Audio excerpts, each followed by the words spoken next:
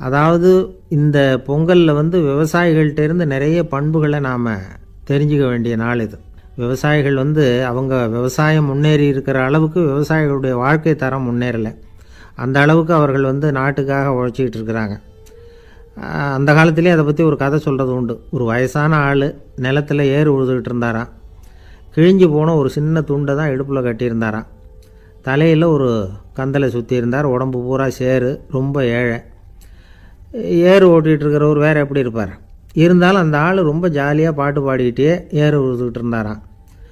உடம்புல தான் அவர் ஏழையை தவிர மனசில் ஒரு ஏழையாக தெரியல. அந்த சமயத்தில் அந்த நாட்டு ராஜா அந்த பக்கமாக குதிரை மேலே வந்தாராம். வேட்டைக்கு போயிட்டு பரிவாரங்களோடு திரும்பி வந்துக்கிட்டு இருக்கிறார். ரொம்ப செல்வ செழிப்பில் இருக்கிற ராஜா அவர் இந்த வயசான விவசாயியை பார்த்துருக்கார். இந்த ஆள் ரொம்பவும் ஏழைங்கிறது அவர் பார்த்தாவே பளிச்சுன்னு தெரியுது. கட்டிக்கிறதுக்கு நல்ல துணி இல்லை, உடம்போ இழைச்சி போயிருக்குது, வயிறு முதுகில் போய் ஒட்டிக்கிட்டு இருக்கு, கண்ணு குழி விழுந்து போயிருக்குது. ஆனாலும் முகத்தை பார்த்தா சந்தோஷமாக இருக்கிற மாதிரி இருக்குது. இவ்வளோ உற்சாகமாக பாடிக்கிட்டு இருக்கிறாரே அப்படின்னு ஆச்சரியமாக நினச்சி பார்த்தார் அந்த ராஜா. சரி, அவர்கிட்ட கொஞ்சம் பேச்சு கொடுத்து பார்க்கலாம் அப்படின்னு முடிவு பண்ணார். ஐயா பெரியவரே, இப்படி கொஞ்சம் வர முடியுமான்னாராம். பொழுது போகிறதுக்குள்ளே நான் இந்த வயல் பூரா உழவு ஓட்டி ஆகணும், அதனால் பேசுகிறதுக்கு நேரம் இல்லை அப்படின்னாராம் அந்த பெரியவர். என்ன அவ்வளவு அவசரமாக? மீதி இருந்தால் நாளைக்கு உழுதக்கூடாதா? அது சரி, உனக்கு எத்தனை ஏக்கர் நிலம் இருக்குது அப்படின்னு விசாரிச்சிருக்கார் ராஜா. எனக்குன்னு சொந்தமாக உள்ளங்கை அளவு கூட நிலம் கிடையாது. இது எங்கள் முதலாளியோட நிலம். இதை பூராவும் உழுது முடித்தாதான் அவர் கூலி கொடுப்பார். நான் கூலிக்கு உழுதுகிட்டு இருக்கிறேன். உங்ககிட்ட பேசிக்கிட்டு இருந்தால் அவருக்கு துரோகம் பண்ணது மாதிரி ஆகிடும் அப்படின்னாராம். ராஜா குதிரையை விட்டு கீழே இறங்கினார். வரப்பில் நடந்து அந்த பெரியவர்கிட்டயே போனாராம். சரி, ஒரு நாள் பூரா உழுதா உனக்கு எவ்வளவு கூலின்னு கேட்டிருக்கார். 8 அணா கூலி கிடைக்கும்னாராம் அவர். இது ரொம்ப காலத்துக்கு முன்னாடி நடந்த ஒரு சம்பவங்கிறதுனால அப்போ 8 அணா கூலிங்கிறது ரொம்ப பெருசு. இருந்தாலும் அதுவும் அந்த ராஜாவுக்கு பெரிய கூலியாக தெரியல. இவ்வளவு தானா, இதை வச்சுக்கிட்டு நீ எப்படி காலம் தள்ளுற அப்படின்னாராம். ஒன்றும் கவலை இல்லை அப்படின்னாராம் அவர். ராஜாவுக்கு ரொம்ப ஆச்சரியமாக போச்சு. 8 அணா கூலி வாங்குகிற இந்த ஆள் கவலை இல்லாமல் இருக்கிறார், ஏராளமான வசதியோடு இருக்கிறன்னா கவலை இல்லாமல் வாழ முடியலையே அப்படின்னு நினச்சி பார்த்துருக்கார். அது சரி, 8 அணாவில் எப்படி குடும்பம் நடத்துகிற அப்படின்னு கேட்டாராம். எனக்கு கிடைக்கிற 8 அணாவில் 2 அணா குடும்பத்துக்கு செலவழிக்கிறேன், 2 அணா பழைய கடனுக்கு கொடுக்குறேன், 2 அணா தர்மம் செய்கிறேன், 2 அணா வட்டிக்கு கொடுக்குறேன், ஒரு குறையும் இல்லைன்னாராம். ராஜாவுக்கு ஒன்றும் புரியல. எனக்கு ஒன்றும் புரியலேன்னு இருக்கார். ஐயா, எனக்கும் என் மனைவிக்கும் 2 அணா செலவாகுது. வயசான அம்மா அப்பா இருக்கிறாங்க, சின்ன வயசில் என்னை காப்பாற்றினவங்க அவங்க. அந்த கடனுக்கு 2 அணா செலவாகுது, அது பழைய கடன். என் தங்கச்சி ஒருத்தி ஆதரவு இல்லாத நிலைமையில் தன்னுடைய மகனோட என் வீட்டில் இருக்கிறா. அவளுக்கும் அவள் மகனுக்கும் 2 அணா செலவு பண்ணுறேன், அது தர்மம். எனக்கு 2 பிள்ளைங்க இருக்கிறாங்க, அவங்களுக்கு 2 அணா செலவு பண்ணுறேன், அது வட்டிக்கு கொடுக்கறது மாதிரி. பிற்காலத்தில் அவங்க எங்களை காப்பாற்றுவாங்க. அந்த வகையில் நான் திருப்தியோடு வாழ்ந்துக்கிட்டு இருக்கிறேன் அப்படின்னாராம். ராஜாவுக்கு அர்த்தம் புரிய ஆரம்பிச்சுதான். அந்த பெரிய நிலத்தை விலை கொடுத்து வாங்கி அந்த பெரியவருக்கே தானமாக கொடுத்துட்டாராம். இப்போ உழுதவருக்கே நிலம் சொந்தமாயிட்டுது. அன்னையிலேருந்து அரசனுக்கும் ஆறுதல் கிடைச்சிதான். இப்படி ஒரு கதை சொல்லுவாங்க. 8 அணா வருமானத்தை வச்சுக்கிட்டு எப்படி காலத்தை தள்ளுறதுன்னு சொல்கிறதுக்காக இந்த கதையை சொல்கிறதாக யாரும் தப்பாக நினச்சிக்கக்கூடாது. கிடைக்கிறத எப்படி பங்கு போடுறார், எப்படி திருப்தியாக வாழறார் அப்படிங்கிறது தான் முக்கியம். அது மாதிரி இன்றைக்கு இந்த பொங்கல் திருநாளில் உழவர்கள் மனசு மகிழ்ச்சியாக இருந்ததுன்னா அது எல்லாரும் மகிழ்ச்சியாக இருக்கிறது மாதிரி அர்த்தம். அதனால் அவர்கள்ட்டேருந்து நாம் பாடம் கற்றுக்கணும். சில உழவர்கள் தங்கள் நிலத்தில் விளையிறத தாங்கள் சாப்பிட மாட்டாங்க, அடுத்தவங்கள்ட்ட விற்றுட்டு சந்தையில் போய் வேறு அரிசி வாங்கிட்டு வந்து தான் இவங்க சாப்பிடுவாங்க.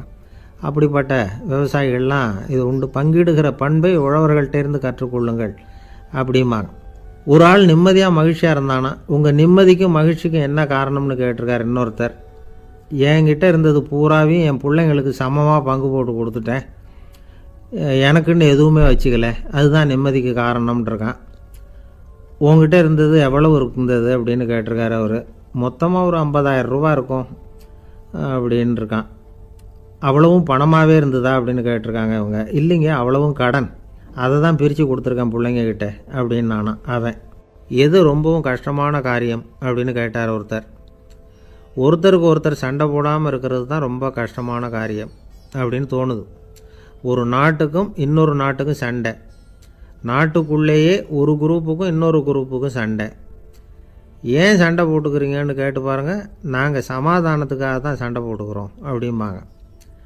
வாழறதுக்காக பிறந்த மனுஷன் லட்சியத்துக்காக உயிரை விட தயார் அப்படின்னு சொல்லிகிட்டு இருப்பான். அப்படி உயிரை விடுறவங்கள நாமளும் பாராட்டுவோம்.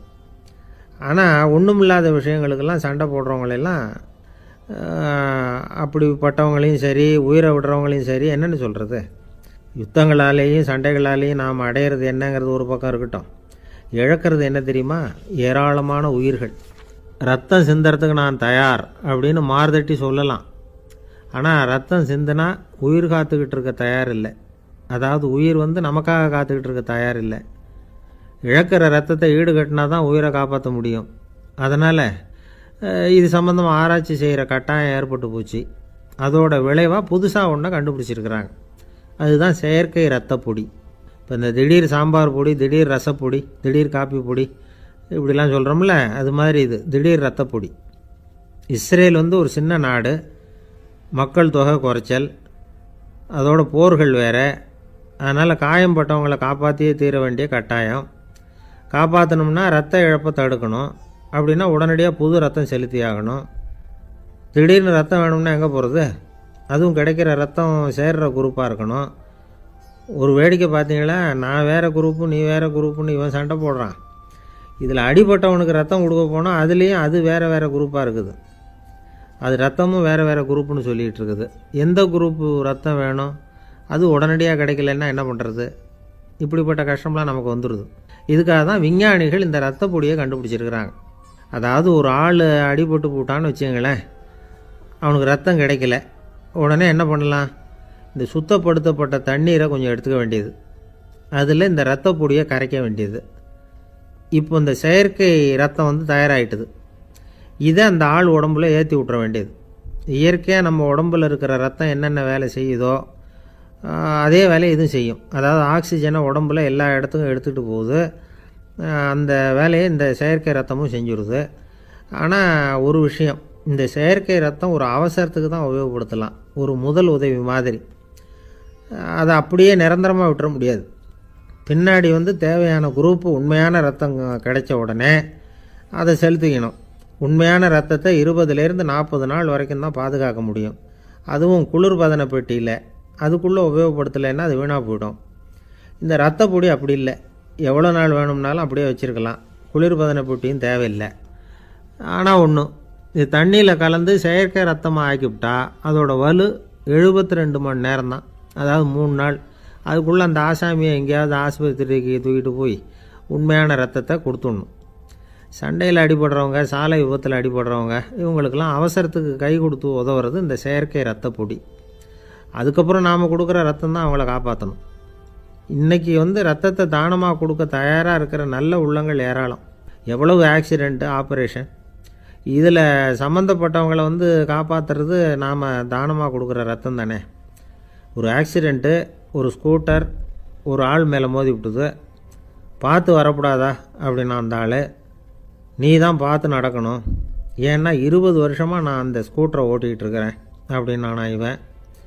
இதுக்கு அவன் சொன்னானா, நீ தான் பார்த்து ஓட்டணும், ஏன்னா 40 வருஷமாக நான் இப்படி நடந்துக்கிட்டு இருக்கிறேன் அப்படின்னானா. ஒரு ஊரில் ஒரு ராஜா இருந்தார். பெரிய அரண்மனையில் தான் இருக்கிறார். எல்லா வசதியும் இருந்தது. இருந்தாலும் அவர் எல்லாரும் சொல்கிறது எப்படி தெரியுமா? பிச்சைக்கார ராஜா. அப்படி ஒரு பேர் அவருக்கு நிலச்சி போச்சு. ஜனங்களும் சரி, மற்ற தேசங்களில் உள்ளவங்களும் சரி, அவர் அந்த பேர் சொல்லியே குறிப்பிடுறது வழக்கமாக போட்டுது. இது அவருக்கு ரொம்ப கவலையாக போச்சு. என்ன இது, நம்மளை தேடி வர்றவங்களுக்கெல்லாம் நாம் சோறு போடுறோம், நம்ம புகழ்ந்து பாடல் ஏற்றி கொண்டு வர்ற புலவர்களுக்கெல்லாம் அவங்க எப்படி வந்தாலும் ஒருவேளை சோறு போடணுங்கிறது உத்தரவு. இவ்வளவுலாம் செஞ்சும் நம்மளை போய் பிச்சைக்கார ராஜான்னு எல்லாரும் சொல்கிறாங்களே, அது ஏன், எதுக்காக இப்படி சொல்கிறாங்க? இதுதான் ராஜாவுக்கு குழப்பம். சரி, இதை பற்றி நம்ம அமைச்சர்கள்கிட்ட கேட்கலாமா அப்படின்னு யோசனை பண்ணார். இந்த விஷயத்தை போய் அவங்கக்கிட்ட எப்படி கேட்குறதுன்னு அவருக்கு தயக்கமாக இருந்தது. கௌரவ குறைச்சலாக தெரிஞ்சுது அவருக்கு. சரி, சாதாரண குடிமக்கள்கிட்ட இதை பற்றி கேட்கலாமா அப்படின்னு யோசனை பண்ணார். கேட்கலாம், ஆனால் அவங்க யாரும் ராஜா முன்னாடி நின்று தைரியமாக பேசக்கூடிய அளவுக்கு இல்லை. ராஜாவோட குழப்பம் நாளுக்கு நாள் அதிகமாக போச்சு. கடைசியாக அவர் ஒரு முடிவுக்கு வந்தார். அதாவது இதை பற்றி ஒரு பிச்சைக்காரங்கிட்டே கேட்டு பார்த்துட்டா என்ன. இதுதான் அவர் பண்ண முடிவு. உடனே மாறு வேஷம் போட்டுக்கிட்டு நகர்வலம் போனார். ஒரு பிச்சைக்காரனை கண்டுபிடிச்சார். இதை பாருப்பா, நம்ம ராஜாவை எல்லாரும் பிச்சைக்கார ராஜான்னே சொல்கிறாங்களே, அதுக்கு என்ன காரணமாக இருக்கும் அப்படின்னு கேட்டார். அதுக்கு அவன் சொல்கிறான், இதுக்கான பதிலை இன்னும் ஒரு 30 நாளில் சொல்கிறேன் அப்படின்னா. உடனே இவருக்கு சந்தோஷம். உண்மையை அவங்ககிட்ட சொன்னார். நான் வேற யாரும் இல்லை, நான் தான் இந்த நாட்டு ராஜா. இப்போ நீ என் கூடவே வந்துடு, அரண்மனையிலேயே தங்கிக்கோ. 30 நாள் கழித்து எனக்கு பதில் சொல்லிவிட்டு அதுக்கப்புறமா நீ போகலாம் அப்படின்னு சொல்லி அழைச்சிட்டு வந்துட்டார். அரண்மனையில் ஒரு மூலையில் அவன் தங்கறதுக்கு இடம் கொடுத்தார். தினம் 2 வேளையும் இவனுக்கு சோறு போடுங்க அப்படின்னு உத்தரவு போட்டார். ராஜா கொடுத்த இடத்துல போய் உக்காந்துக்கிட்டான் அந்த பிச்சைக்காரன். தினமும் அந்த அரண்மனையில் நடக்கிறதையெல்லாம் கவனிச்சிக்கிட்டு வந்தான். வேளைக்கு சாப்பாடு வரும், சாப்பிட்டுக்கிட்டு இருக்கான். இப்படி 30 நாள் முடிஞ்சுது. ராஜா வந்தார். என்ன, என்னோட கேள்விக்கு பதில் என்னன்னு கண்டுபிடிச்சிட்டியான்னார். கண்டுபிடிச்சிட்டேன்னா. என்ன எல்லாரும் பிச்சைக்கார ராஜான்னு சொல்கிறாங்களே, அது நியாயமாக படுதா உனக்குன்னு கேட்டார். நியாயமாக தான் படுது, சந்தேகம் இல்லாமல் நீங்கள் பிச்சைக்கார ராஜா தான். என்ன தான் நீங்கள் வசதியோடவும் படைபலத்தோடவும் இருந்தால் கூட நீங்கள் எங்கள் வர்க்கத்தை சேர்ந்த ஆசாமி தான் அப்படின்னு அடித்து சொல்லிவிட்டான் அந்த ஆள். ஏனால் அப்படி சொல்கிறேன்னு கேட்டார் இவர். அரசே, ஒரு உண்மையை கண்டுபிடிச்சி சொல்கிறதா நான் உங்ககிட்ட சொன்னேன். நீங்கள் ராஜ பரம்பரைன்னா உடனே உங்கள் கழுத்தில் கிடக்கிற முத்து மாலையை கழட்டி பரிசாக கொடுத்துருப்பீங்க, பொன்னையும் மணியையும் கொடுத்துருப்பீங்க. ஆனால் நீங்கள் அப்படி செய்யலை. என்னை ஒரு மூலையில் உட்கார வச்சு 2 வேளை சோறு போட சொன்னீங்க. உங்களை தேடி யார் வந்தாலும், யார் பாராட்டி பேசினாலும் அல்லது பிரச்சனைகளை சொன்னாலும் நீங்கள் செய்கிற ஒரே காரியம் சோறு போடுறது தான். பிச்சைக்காரனுக்கு சோறு மட்டும்தான் உலகம். உங்கள் விஷயத்திலையும் நீங்கள் அப்படி தான் நினைக்கிறதாக தெரியுது. நல்லா கவனிங்க. எந்த ஒரு பிரச்சனைக்கும் சோறு தான் முடிவுன்னு நினைக்கிறீங்க பாருங்கள். நீங்கள் சந்தேகமில்லாத எங்களை சேர்ந்த ஆள் தான் அப்படின்னு விட்டான் அந்த பிச்சைக்காரன். அதுக்கப்புறம் தான் அந்த ராஜா தன்னுடைய தவறுகளையெல்லாம் தேர்த்திக்கிட்டாராம். பசின்னு வர்றவங்களுக்கு சோறு தான் போடணும், அது தப்பு இல்லை. பாராட்ட வர்றவங்களுக்கெல்லாம் சோத்தையே போட்டு அனுப்புனா இப்படி தான் பேர் வரும். எனக்கு தெரிஞ்ச ஒருத்தர் தினமும் யாராவது ஒருத்தரை தன் வீட்டுக்கு அழைச்சிட்டு போவார், சாப்பாடு போட்டு அனுப்புவார். முன்னறிவிப்பு இல்லாமல் திடீர்னு ஒரு விருந்தாளியோட வீட்டில் போய் இவர் நிற்கிறது வழக்கம். அந்த அம்மாவும் இவருக்காக தயார் பண்ணி வச்சுருந்ததை இவர் அழைச்சிட்டு வந்திருக்கிற விருந்தாளிக்கு போட்டுருவாங்க. விருந்தாளி சாப்பிட்டுட்டு போனதுக்கப்புறம் இவர் மனைவிகிட்ட உனக்கு சிரமம் வேணாம் அப்படின்னு சொல்லிவிட்டு பக்கத்தில் உள்ள ஒரு ஹோட்டலுக்கு போய் காசு கொடுத்து சாப்பிட்டுட்டு வந்துடுவார். பல நாள் இப்படி நடக்கும். ஒரு நாள் அவரை தனியாக கூப்பிட்டுக்கிட்டு போய் ஏன் இப்படி பண்ணுறீங்கன்னு கேட்டோம். அதுக்கு அவர் சொல்கிறாரு, எங்கள் வீட்டு சாப்பாட்டிலேருந்து தப்பிக்கிறதுக்கு எனக்கு வேறு வழி எதுவும் தெரியல சார், அதனால தான் இப்படி பண்ணிகிட்ருக்கிறேன் அப்படின்னார் ரொம்ப பரிதாபமாக. ஒருத்தன் எப்படி நடந்துக்கிறாங்கிறத வச்சு தான் அந்த ஆள் எப்படிங்கிறத நாம் முடிவு பண்ணுறோம். ஆளுமைன்னு சொல்கிறோம்ல, அதுக்கு சூழ்நிலைகளை ஆளுகின்ற தன்மை அப்படின்னு விளக்கம் கொடுக்குறார் ஒரு உளவியல் நிபுணர். சரி, ஒரு மனிதனுடைய ஆளுமையை உருவாக்குகிற விஷயங்கள் என்னென்ன? பிறப்பு, வளர்க்கப்பட்ட விதம், படிப்பு, நண்பர்கள், சமுதாயம், இப்படி நிறைய உண்டு. ஆளுமையின் அடிப்படையில் சில மனநோய்கள் உண்டாகுது. அதெல்லாம் என்னென்னங்கிறத தெரிஞ்சு வச்சுக்கிட்டோம்னா நம்ம கூட இருக்கிறவங்கள அடையாளம் கண்டுபிடிக்கிறதுக்கு அது ரொம்ப உபயோகமாக இருக்கும். ஃப்ரெனாய்டு ஆளுமை அப்படின்னு ஒன்று. இந்த கோளாறு உள்ளவங்க எப்படி இருப்பாங்க தெரியுமா? அதிக உணர்ச்சி, சந்தேகம், பொறாமை இதெல்லாம் அதிகமாக இருக்கும். வளைஞ்சு கொடுக்க மாட்டாங்க. அடுத்தவங்களோட இணக்கமான உறவு இருக்காது. அவங்க செய்கிற தப்புக்கெல்லாம் அடுத்தவங்களை குறை சொல்லிகிட்டு இருப்பாங்க. இது ஒரு ரகம். அடுத்தது ஸ்கிசாய்டு ஆளுமை அப்படின்னு சொல்கிறாங்க. இந்த கோளாறு உள்ளவங்க அடுத்தவங்களோட பழக கூச்சப்படுவாங்க. சின்ன வயசுலேயே இது ஆரம்பமாயிடுது. பகல் கனவுலேயே சஞ்சரிப்பாங்க. அவங்களுடைய விரோதம், கோபம் இதை கூட வெளியில் காட்டிக்க முடியாமல் இருப்பாங்க. இவங்களுக்கு அகமுகம், பிரச்சனைகள்லேருந்து ஒதுங்கி எதுலேயும் ஈடுபாடு இல்லாதவங்களாக இருப்பாங்க. இப்படி ஒரு ரகம். அடுத்தது சைக்ளோதமிக் ஆளுமை அப்படின்னு சொல்கிறாங்க. அது என்னென்னா, உணர்ச்சிகளில் ஏற்றத்தாழ்வு அதிகமாக இருக்குமா. சில சமயம் பார்த்தா மகிழ்ச்சியாக இருப்பாங்க, சில சமயம் சோகமாக உட்காந்துருப்பாங்க. அவங்க மனநிலைக்கு தகுந்த மாதிரி சமூக நிகழ்ச்சிகளில் பங்கெடுத்துக்குவாங்க. இன்னொரு வகை என்னென்னா எண்ணப்பீடிகை ஆளுமை அப்படின்னு பேர் வச்சுருக்கிறாங்க. அதுக்கு இவங்களுக்கெல்லாம் கரெக்டாக இருக்கணும், எல்லாம் சட்டத்திட்டம் எதுலேயும் ஒரு ஒழுங்குமுறை, இப்படி எதிர்பார்க்குற மனோபாவம். இவங்க எதிர்பார்ப்புக்கும் வரன்முறைக்கும் மற்றவங்க கட்டுப்படணும்னு நினைப்பாங்க. இந்த நிலைமை நீடித்தா என்ன ஆகும் தெரியுமா? அலைக்கழிக்கிற எண்ணங்கள் திரும்ப திரும்ப ஒரே செயலை செய்ய தூண்டுற மனத்தளர்ச்சிக்கு ஆளாயிடுறாங்க. அடுத்தது ஹிஸ்டீரியா ஆளுமை.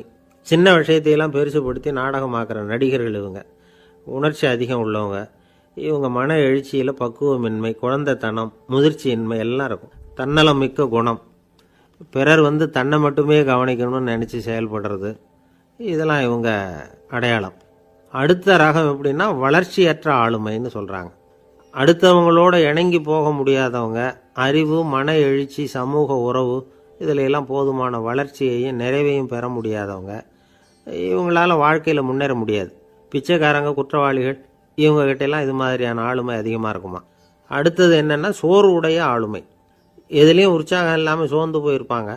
அதுக்கெல்லாம் நமக்கு வலிமை இல்லைப்பா அப்படின்னு சொல்லிகிட்டு இருப்பாங்க. சின்ன விஷயங்களுக்கெல்லாம் அதிர்ச்சி அடையிறது, வாழ்வின் சுவையை அனுபவிக்க முடியாதவங்க. இன்னொரு ரகம், இது கொதித்தெழும் ஆளுமைங்கிறாங்க. எதுக்கு எடுத்தாலும் ஆத்திரம், குரோதம், வன் செயல் இதிலெல்லாம் ஈடுபாடு, இப்படி உள்ளவங்க. நத்தை வகை ஆளுமை அப்படின்னு ஒன்று. அடுத்தவங்க மேலே விரோதம் இருக்கும், அடிக்கணுங்கிற எண்ணம் இருக்கும். ஆனால் அதை அப்படியே வெளியில் காட்டாமல் அதே சமயம் அமைதியான முறையில் வெறுப்பை வெளிக்காட்டுற ரகம். இவங்கெல்லாம் பேசாமல் கம்முன்னு இருந்துக்கிட்டே நினச்சதை நிறைவேற்றிக்கிடுவாங்க. முன்ஜாக்கிரதை ஆளுமை அப்படின்னு ஒரு ரகமாக. பாதுகாப்பின்மை, சந்தேகம், முழுமையின்மை, அறவேக்காட்டுத்தனம், இந்த மனப்போக்கு அதிகமாக இருக்கிறதுனால அகம்பாவம், புடிவாதம், எச்சரிக்கை எல்லாம் அளவுக்கு மீறி இருக்கும். இது வரைக்கும் நாம் பேசிக்கிட்டு இருந்த ஆளுமை பண்புகள் அளவுக்கு அதிகமாக போயிட்டுதுன்னா ஆளுமை கோளாறுகள் ஏற்படும். அதன் அடிப்படையில் மனவியாதிகள் வருமா. அதனால் இணக்கமான, எல்லாரும் விரும்புகிற இயல்பான ஆளுமையை பெறுவதற்கு நாம் முயற்சி செய்யணும் அப்படிங்கிறது மனோதத்துவ நிபுணர்களுடைய ஆலோசனை. ஒருத்தர் ஒரு மனோதத்துவ டாக்டரை தேடிட்டு வந்தாராம். டாக்டர், எனக்கு மனசில் ஏதோ வியாதி, ஆளுமை கோளாறு, அதாவது எனக்கு சீக்கிரமாக செத்து போனால் தேவையில்லைன்னு தோணுது அப்படின்னாராம். உடனே அந்த டாக்டர், சரி அப்படின்னா இங்கே இருங்க, நான் வைத்தியம் பார்க்குறேன் அப்படின்னாராம். ஆஃபீஸை முடிஞ்சு வீட்டுக்கு போகிற சமயத்தில் ஒருத்தர் கடைக்கு போய் ஸ்வீட் வாங்கினார். சரி, வீட்டுக்கு பிள்ளைங்களுக்கு தான் வாங்கிட்டு போகிறார் அப்படின்னு மற்றவங்க நினச்சாங்க. அவர் அப்படி செய்யலை. அந்த இடத்துலையே பொட்டலத்தை பிரித்தார். திருட மாதிரி அப்படியே சுற்றி ஒரு தரம் பார்த்துக்கிட்டார். யாரும் தெரிஞ்சவங்க இல்லைங்கிறத முடிவு பண்ணிவிட்டு அவசரமாக அதை அப்படியே போட்டு முழுகிவிட்டு கையை தொடச்சிக்கிட்டு நல்ல பிள்ளை மாதிரி நடந்து போக ஆரம்பிச்சிட்டார். அவர் யாருன்னா, அவரோட பிரச்சனை எல்லாருக்கும் தெரியாது, சில பேருக்கு தான் தெரியும். அதாவது அவர் உடம்பில் சர்க்கரை இருக்குதுன்னு டாக்டர் சொல்லிவிட்டாராம். அதனால் வீட்டில் சர்க்கரையே இவர் கண்ணில் காட்டுறதில்ல. அதனால் இவர் யார் கண்ணிலையும் படாமல் இப்படிப்பட்ட வேலைகள்லாம் செய்கிறது வழக்கம். யாருக்கும் தெரியாமல் இப்படி ஸ்வீட்டை வாங்கி சாப்பிட்டுட்டு அவர் பாட்டுக்கு போயிடுறது. இப்படிப்பட்டவங்களுக்கெல்லாம் கொஞ்சம் ஆறுதலான தகவல் இன்றைக்கி. அது என்னென்னா, நாம் சாப்பிட்ற சர்க்கரைக்கும் நம்ம உடம்பில் உள்ள சில கோளாறுகளுக்கும் அப்படி என்ன தான் சம்மந்தம் இருக்குது. இதை பற்றி சமீபத்தில் சில ஆராய்ச்சிகள்லாம் நடந்திருக்குது. ஏன்னா சர்க்கரைன்னாவே விஷம் மாதிரி அதை பார்க்குறவங்களும் சில பேர் உண்டு. சின்ன பிள்ளைங்களுக்கு வயத்தில் பூச்சி உண்டாகிறதுலேருந்து பெரியவங்களுக்கு நீரிழிவு வர்ற வரைக்கும் எல்லாத்துக்கும் சர்க்கரை தான் காரணம்னு சொல்லிகிட்டு இருக்கிறோம். ஆனால் அந்த அளவுக்கு பயப்பட வேண்டிய அவசியம் இல்லை அப்படின்னு சொல்கிறாங்க. சர்க்கரை வியாதி, இருதய நோய், பித்த நீர்ப்பை நோய், இதெல்லாம் சில நோய்கள்லாம் நாம் சாப்பிட்ற சர்க்கரைக்கும் தொடர்பு இருக்குன்னு நினைக்கிறோம். ஆனால் அப்படி சம்பந்தம் உண்டுங்கிறதுக்கு போதுமான அளவுக்கு ஆதாரம் இல்லை அப்படிங்கிறாங்க ஆராய்ச்சியாளர்கள். ஒரே ஒரு சம்பந்தம் தான் உறுதியாக இருக்குதான். அதுவும் இந்த பல் சிதைவு அப்படின்னு இருக்கு இல்லையா, அந்த சர்க்கரை சாப்பிட்றதுக்கும் இந்த பல் சிதைவுக்கும் சம்பந்தம் இருக்குது அப்படிங்கிறத மட்டும் உறுதியாக சொல்கிறாங்க. சர்க்கரைன்னா நாம் சாப்பிட்ற ஜீனி மட்டும் இல்லை, பழம், காய்கறி, பால், தேன், இப்படி எல்லாத்துலேயும் அது இருக்குது. கேரட்டு கொடுக்குற சத்தில் 88% சர்க்கரை, ஆப்பிள் கொடுக்குற சக்தியில் 95% சர்க்கரை. இது ஜீனி சர்க்கரை, இது ஆப்பிள் சர்க்கரை அப்படிங்கிற வித்தியாசம்லாம் உடம்புக்கு கிடையாது. ரெண்டுமே உடனடியாக சக்தி கொடுக்குது. ஒரு ஸ்பூன் சர்க்கரையில் 16 கலோரி தான் சத்து இருக்குது. அதிகமாக சர்க்கரை சாப்பிட்டா நீரிழிவு வந்துருங்கிறது தப்பான ஒரு அபிப்பிராயம். டயபெட்டிஸுங்கிறது ஒரு மெட்டபாலிக் டிசார்டர், அவ்வளவுதான். அதாவது நாம் சாப்பிட்ற சர்க்கரையை நம்ம உடம்பு திறமையாக உபயோகப்படுத்திக்க முடியல அப்படின்னு அர்த்தம். அதனால தான் அதிகமாக இனிப்பு வேணாம்னு சொல்கிறோம். ஏற்கனவே உடம்பால் முடியாத ஒன்றை மறுபடியும் அது தலையில் சுமத்தி அதிகமாக வேலை வாங்க வேணாமே அப்படிங்கிறதுக்காக தான். ஆகாரத்தில் அதிகமாக சர்க்கரை இருந்தால் அதனால் உடனே சர்க்கரை வியாதி வந்துடும்ங்கிறதுக்கு விஞ்ஞான ரீதியாக போதுமான ஆதாரம் இல்லை. அதனால் எப்போவாவது அதிகமாக ஸ்வீட்டு சாப்பிட்டுட்டா ஐயோ அதிகமாக சாப்பிட்டோமோ, என்ன பண்ண போகுது தெரியலையே அப்படின்னு நினச்சி மனசை போட்டு குழப்பிக்க வேண்டியதில்லை. பொதுவாக எதுவுமே அதிகமாக வேண்டாம், எல்லாம் சீராக இருந்தால் போதும். நீரிழிவுங்கிறது புதுசாக வந்துட்ட ஒரு நோய் இல்லை, ரொம்ப காலமாகவே இருக்கிற ஒன்று தான். நம்ம முன்னோர்கள் இதை மதுமேகம் அப்படின்னு சொல்லுவாங்க. அதை கட்டுப்படுத்துறதுக்கு அவங்களே சில வழிமுறையை சொல்லி வச்சுருக்கிறாங்க. அது என்னென்னா வேறு ஒன்றும் இல்லை, இந்த பாவக்காய், முள்ளங்கி, அருகம்புல், அவ்வளவுதான். வெள்ளை முள்ளங்கி இருக்குல்ல, அதை வாரத்துக்கு 3 நாள் சாப்பிட்டுக்கிட்டு வாங்க. நூலுக்கோல் ரொம்ப நல்லது. இல்லைன்னா முள்ளங்கி சாறு 1 ounce சாப்பிட்டுட்டு வரலாம். ரத்தத்தில் சேர்கிற சர்க்கரை அளவு இதெல்லாம் கட்டுப்படுத்துது. சிறுநீரில் காணப்படுகிற சர்க்கரை அளவையும் சமநிலைப்படுத்துது. தினமும் ஆகாரத்தில் கோதுமை, கேழ்வரகு, வெந்தயம், கருவேப்பிலை, சோயாபீன்ஸ் எது கிடைக்குதோ சேர்த்துக்கலாம். இப்படிலாம் செஞ்சுக்கிட்டு வந்தால் அப்புறம் வீட்டுக்கு தெரியாமல் கடையில் போய் நின்றுக்கிட்டு ஸ்வீட் வாங்கி திருட்டுத்தனமாக சாப்பிட வேண்டிய அவசியமே உங்களுக்கு வராது. 2 ஆசாமிகள் கடற்கரையில் உட்காந்து சாவகாசமாக பேசிக்கிட்டு இருந்தாங்களாம். ஒருத்தர் சொன்னார், இன்னொருத்தருக்கு தெரியாமல் ஸ்வீட்டு சாப்பிட்றதே எப்பவும் இடைஞ்சல் தான் சார். நேற்றுக்கு பாருங்கள், அப்படி தான் சாப்பிட்டுக்கிட்டு இருந்தேன், வீட்டுக்காரி கண்ணில் போட்டுவிட்டுது, அதுக்கப்புறம் ஒரே ரகலையாக போச்சு அப்படின்னாராம். எனக்கு கூட அப்படி தான் சார் ஆகிட்டுது, ஒரே ரகலை அப்படின்னாராம் இன்னொருத்தர். நீங்கள் சாப்பிட்டதும் உங்கள் வீட்டுக்காரங்க கண்ணில் போட்டுவிட்டுதா சார் அப்படின்னு கேட்டிருக்காரு இவர்.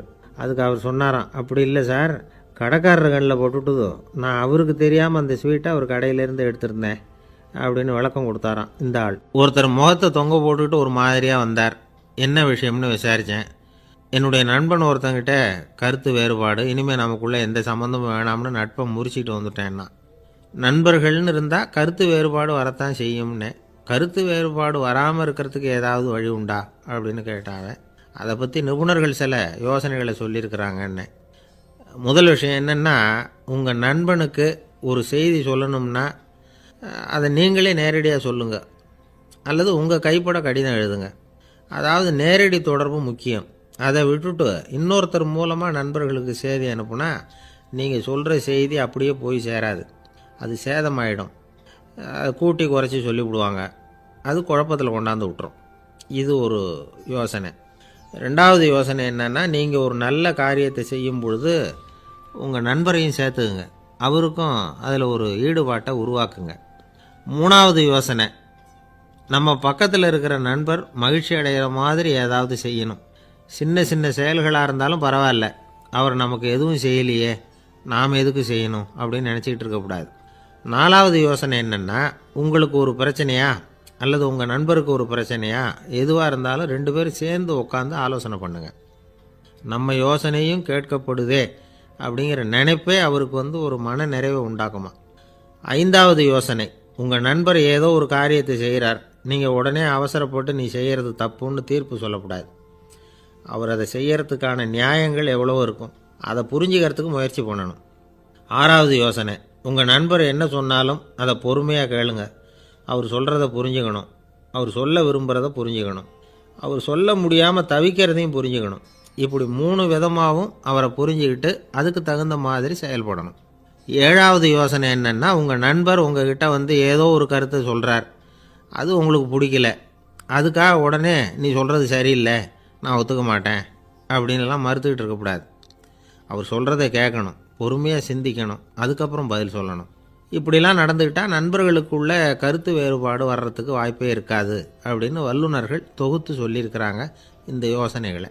எனக்கு தெரிஞ்ச சில நண்பர்கள் உண்டு, அவங்களுக்குள்ளேயும் கருத்து வேறுபாடுகள் வராமல் இருக்கிறதுக்கு சில நுட்பங்களை கையாளுறது உண்டு. ஒருத்தர் சொன்னார், அந்த டாக்டர் சின்ன வயசுலேருந்து என் கூட பழகினவர், நாங்கள் 2 பேரும் இணை பிரியாத நண்பர்கள், இருந்தாலும் எனக்கு உடம்பு சரியில்லைன்னா நான் அவர்கிட்ட வைத்தியம் பார்த்துக்க மாட்டேன் அப்படின்னார் ஒருத்தர். ஏன் அப்படின்னு கேட்டேன். எங்கள் நட்பு கெட்டுப்போடக்கூடாது இல்லையா, அதனால தான் அப்படின்னார் இவர். ஒரு மனுஷனுக்கு 3 விதத்தில் கர்வம் உண்டாகிறதுக்கு வாய்ப்பு உண்டு. பணம், பதவி, புகழ். பணம் அதிகமாக வந்தால் கர்வம் வரலாம், பதவி பெருசாக வந்துட்டுதுன்னா கர்வம் வரலாம், புகழ் அதிகமாக போனாலும் கர்வம் வரலாம். இந்த 3 வகையான கர்வத்துக்கும் இடம் கொடுக்காமல் இருக்கிறாங்க பாருங்கள், அவங்க தான் சிறந்த மனிதர்கள். ஒரு பெரிய பொறுப்பில் இருக்கிறவங்களுக்கு கர்வம் வந்துடக்கூடாது. அப்படி வந்துட்டுதுன்னா அது எல்லாருக்கும் இடைஞ்சல். ஒரு ராஜா இருந்தார். அவர் ஒரு நாள் தன்னுடைய தலைநகரத்தை சுற்றி வந்துக்கிட்டு இருந்தார். ஒரு இடத்துல ஒரு அழகான நிலத்தை பார்த்தார். ஆஹா, இந்த இடத்துல நமக்குன்னு ஒரு மாளிகையை கட்டினா எவ்வளோ நல்லாயிருக்கும் அப்படின்னு நினச்சார். ராஜா நினச்சா அது முடியாத காரியமா? சரி, இந்த நிலம் யாருக்கு சொந்தம்னு விசாரிங்க அப்படின்னார் பக்கத்தில் இருந்தவங்கக்கிட்ட. அவங்கெல்லாம் ஓடி போய் விசாரித்தாங்க. அந்த இடம் ஒரு வயசான கிழவிக்கு சொந்தம் வயசான அம்மாவுக்கு சொந்தமாக. அந்த அம்மா தான் அதில் ஒரு குடிசையை போட்டு குடியிருந்துகிட்டு இருக்கிறாங்க. சரி, அந்த நிலத்துக்கு வந்து ஒரு விலையை நிர்ணயம் பண்ணி அதை அந்த வயசான அம்மாக்கிட்ட கொடுத்துருங்கோ அப்படின்னு உத்தரவு போட்டார் ராஜா. ஆனால் அந்த அம்மா இது எங்கள் பூர்வீக இடம், இதை விற்க மாட்டேன் அப்படின்னு சொல்லிவிட்டுது. சரி, 2 பங்கு விலை கொடுக்குறோம்னு சொல்லி பாருங்க அப்படின்னாங்க. அப்படியே சொன்னாங்க அரண்மனை ஆட்கள். அதுக்கும் சம்மதிக்கலை அந்த அம்மா. இதை கேள்விப்பட்டதும் ராஜாவுக்கு கோபம் வந்துட்டுது. தன்னுடைய ஆளுங்களை கூப்பிட்டார். போய் அந்த குடிசையை பிரிச்சேரிங்க, காசெல்லாம் ஒன்றும் கொடுக்காதீங்க அப்படின்னு கத்தினார். அவ்வளோதான். அடுத்த நிமிஷம் அரண்மனை ஆசாமிகள் போனாங்க, குடிசையை பிரித்து எரிஞ்சாங்க. அந்த வயசான அம்மா இருக்கு, அதுவும் அந்த இடத்த விட்டு துரத்தி விட்டாங்க. அந்த இடத்துல ஒரு அரச மாளிகையை கட்டி முடிச்சிட்டாங்க. அந்த வயசான அம்மா பாவம், ராஜாவே இப்படி பண்ணால் யார்கிட்ட போய் முறையிட முடியும்? ஒரு ஞானி இருந்தார், அவர்கிட்ட போய் சொன்னாங்க. அவர் இவங்க சொன்னதை கேட்டு மனசில் வச்சுக்கிட்டார். ஒரு நாள் அந்த ராஜாவே இந்த ஞானியை கூப்பிட்டார். புதுசாக ஒரு மாளிகை கட்டியிருக்கிறேன், வந்து பாருங்கன்னு. சரின்னு சொல்லி இந்த பெரியவர் ஒரு நாள் அந்த மாளிகைக்கு போனார். சும்மா போகல, ஒரு கழுதையையும் ஓட்டிகிட்டு போனார். கொஞ்சம் சாக்குகள், வெத்து சாக்கு, அதையும் எடுத்து கழுதை முதுகில் போட்டு கழுதையை ஓட்டிகிட்டு போகிறார். ராஜா பார்த்தார். அவருக்கு இது ஆச்சரியமாக இருந்தது. என்ன இது, மாளிகைக்கு வந்துட்டு போங்கன்னு கூப்பிட்டா கழுதை சாக்கு இதெல்லாம் கொண்டு வராரே, ஒன்றும் புரியலையேன்னு நினச்சார். எதுக்காக இதெல்லாம்னு கேட்டார். அரசருடைய தோட்டத்திலேருந்து கொஞ்சம் மண் எடுத்துகிட்டு போகிறதுக்கு ஆசைப்படுறேன், அதுக்கு நீங்கள் அனுமதி கொடுக்கணும் அப்படின்னார் இவர். இது என்ன வேடிக்கையான கோரிக்கையாக இருக்குது அப்படின்னு நினச்சார் ராஜா. இருந்தாலும் மண்ணு தானே கேட்குறாரு, எடுத்துகிட்டு போகட்டுமே அப்படின்னு நினச்சார். சரின்னு அனுமதி கொடுத்தார். அந்த பெரியவர் தோட்டத்துக்கு போனார், மண்ணை வெட்டினார், சாக்கில் போட்டு நிரப்புனார். ராஜாவை கொஞ்சம் கிட்ட வாங்கன்னு கூப்பிட்டார். இந்த மண் மூட்டையை தூக்கி கழுதையோட முதுகில் வைக்கணும், கொஞ்சம் உதவி பண்ணுங்கன்னார். ஓ, பண்ணுறேனே அப்படின்னு சொல்லி ராஜா கிட்ட போனார். மூட்டையை தூக்கி பார்க்குறாரு, முடியல, திணறி போட்டார். இப்போ அந்த ஞானி பேசினாராம். அரசே, இந்த ஒரு சாக்கு மண்ணையே உங்களால் தூக்க முடியல, அந்த கிழவிகிட்ட இருந்து அந்த அக்கிரமமாக அபகரித்த இந்த தோட்டம் பூராவையும் சுமக்கணும்னு ஆசைப்படுறீங்களே, அது உங்களால் முடியுமா அப்படின்னு கேட்டாராம். ராஜா யோசனை பண்ண ஆரம்பித்தார். தன்னுடைய செயலுக்காக வருத்தப்பட்டாராம். அந்த வயசான அம்மாவை உடனடியாக வரவழைச்சார். தாயே, தப்பு பண்ணிட்டேன், என்னை மன்னிச்சுக்குங்க, இன்னையிலேருந்து இந்த மாளிகையும் தோட்டமும் உங்களுக்கு தான் சொந்தம் அப்படின்னு சொல்லிவிட்டாராம்.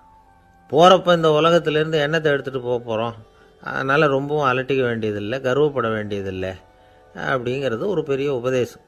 ஒரு பெரிய மனுஷன் சாக கிடந்தார், ரொம்பவும் அழுதார். ஏன் அழறீங்க அப்படின்னு கேட்டாங்க சுற்றி இருந்தவங்க. நான் சாகிறதுக்காக கவலைப்படலை, நான் நம்ம ஜனங்களுக்காக எவ்வளவோ காரியம்லாம் செஞ்சுக்கிட்டு வந்தேன். நான் செஞ்சுக்கிட்டு வந்த சேவையை இனிமேல் யார் செய்ய போகிறாங்க, அது யாரால் முடியும், அதை நினச்சி தான் அழறேன் அப்படின்னாராம். ஒருத்தர் முன்னாடி வந்தார். அதுக்காக நீங்கள் கவலைப்படாதீங்க, உங்கள் சேவையை தொடர்ந்து செய்கிறதுக்கு என்ன மாதிரி இளைஞர் பட்டாலும் தயாராக இருக்குது, இருந்தாலும் எங்கள் கவலை என்னென்னா அப்படின்னு இழுத்தார். என்ன சொல்லுங்கன்னு கேட்டார் அவர். நீங்கள் இது வரைக்கும் என்ன சேவை செஞ்சுக்கிட்டு வந்தீங்க, அதுதான் எங்களுக்கு இன்னமும் புரியாத புதிராக இருக்குது அப்படின்னாராம் அவர். இந்த காலத்து புள்ள ஒருத்தன் தன்னோட அப்பாவை பார்த்து சொன்னான். அப்பா, நான் உனக்கு உதவி செய்யலாம்னு நினைக்கிறேன், என்ன உதவி செய்யணும்னு சொல்லு அப்படின்னா. நீ சும்மா இருந்தால் அதுவே எனக்கு செய்கிற பெரிய உதவிடா அப்படின்னார் அப்பா. சும்மா இருக்கிறதும் ஒரு உதவி தான், அது மாதிரி மௌனமும் ஒரு சமூக சேவை தான் அப்படிங்கிறார் காஞ்சி பெரியவர். நமக்கு 5 புலன்கள் இருக்குது, மெய், வாய், கண், மூக்கு, செவி. இந்த 5லேயும் அதிகப்படியான வேலை எதுக்குன்னு நினைக்கிறீங்க? வாய்க்கு தான். ஏன்னா அதுக்கு 2 வேலை. இப்போ கண்ணுக்கு பார்க்குறது மட்டும்தான் வேலை, காதுக்கு கேட்குறது மட்டும்தான் வேலை, மூக்குக்கு வாசனை அறியறது தான் வேலை, உடம்புக்கு உணர்றது மட்டும்தான் வேலை. ஆனால் வாய் அப்படி இல்லை, அதுக்கு 2 வேலை. சாப்பிட்றதும் அதுதான், பேசுகிறதும் அதுதான். அதாவது வாய் ஒன்று தான் கர்மேந்திரியமாகவும் இருக்குது, ஞானேந்திரியமாகவும் இருக்குது அப்படின்னு சொல்லுவாங்க. சாப்பாட்டில் உட்காந்தா எந்தெந்த ஆகாரம் என்னென்ன ருசின்னு அறிவிக்கிற வேலையும் செய்யுது. சபையில் உட்காந்தா பாடுறது, பேசுறது, சிரிக்கிறது, இது மாதிரியான வேலையும் செய்யுது. இன்னொரு வித்தியாசம், கண்ணு, காது, மூக்கெல்லாம் ஸ்ட்ரெயின் பண்ணிக்கிட்டு வேலை செய்கிறதில்ல. ஒரு ரோஜா பூ பார்த்தா உடனே மூக்கு அப்படியும் இப்படியும் அசைய ஆரம்பிக்கிறதில்ல. ஒரு சங்கீதத்தை கேட்ட உடனே காது ஆட ஆரம்பிக்காது. ஆனால் வாய் அப்படி இல்லை, அது பேசினாலும் சரி சாப்பிட்டாலும் சரி அசைஞ்சு தான் ஆகணும். ஆக மற்றதை விட வாய்க்கு வேலை ஜாஸ்தின்னு தெரியுது. சாப்பிட்றது பேசுறது அப்படின்னு 2 காரியம் அதுக்கு. இப்படி 2 காரியம் இருக்கிறதுனால அது 2ஐயும் பாதியாக குறைச்சிக்கணுங்கிறது கடவுள் அபிப்பிராயமாக இருக்கணும் அப்படிங்கிறார் காஞ்சி பெரியவர். ஆனால் இப்போ நாம் அப்படியே நடந்துக்கிறோம், அதுக்கு நேர்மாறாக நடந்துக்கிறோம். நாம் சாப்பிட்றதும் அதிகம், பேசுகிறதும் அதிகம், 2 வேலையையும் தேவைக்கு அதிகமாகவே செய்கிறோம். வாய் தான் ரொம்ப ஓவர் ஒர்க்குடு. அதுக்கு ஓய்வு கொடுத்தா உடம்பும் நல்லாயிருக்கும், உலகமும் நல்லாயிருக்கும். மௌன விரதம் இருக்கிறதெல்லாம் எதுக்காக நினைக்கிறீங்க? இதுக்காக தான். இந்த காலத்தில் மௌனமாக இருக்கிறவங்கெல்லாம் மகத்தான தொண்டு செய்கிறாங்க அப்படின்னு தான் சொல்லணும். சத்தம் அதிகமாக போய் தான் சவுண்டு பொல்யூஷன் வருது. அது மட்டும் இல்லை, மௌனமாக இருந்தால் சண்டை சச்சரவே வராது. மௌனம் கலக நாஸ்தி. ஆக இதுவும் ஒரு சமூக சேவை தான். நமக்கு தான் வாய் இருக்குதேங்கிறதுக்காக வசமாக சாப்பிட்றதும் தப்பு, வளவளன்னு பேசுகிறதும் தப்பு. ஒரு கருத்தை சொல்கிறதுக்கு ஒரே ஒரு சொல்லு போதும் அப்படின்னு இருக்கும்பொழுது 2 சொற்களை செலவு பண்ணாதே.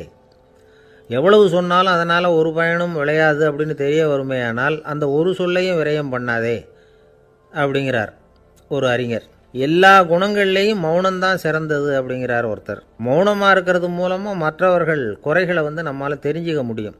அதே சமயத்தில் நம்மகிட்ட இருக்கிற குறைகளை மற்றவங்களுக்கு தெரியாமல் மறைச்சிக்கவும் முடியுங்கிறார் அவர். உண்மைதானே?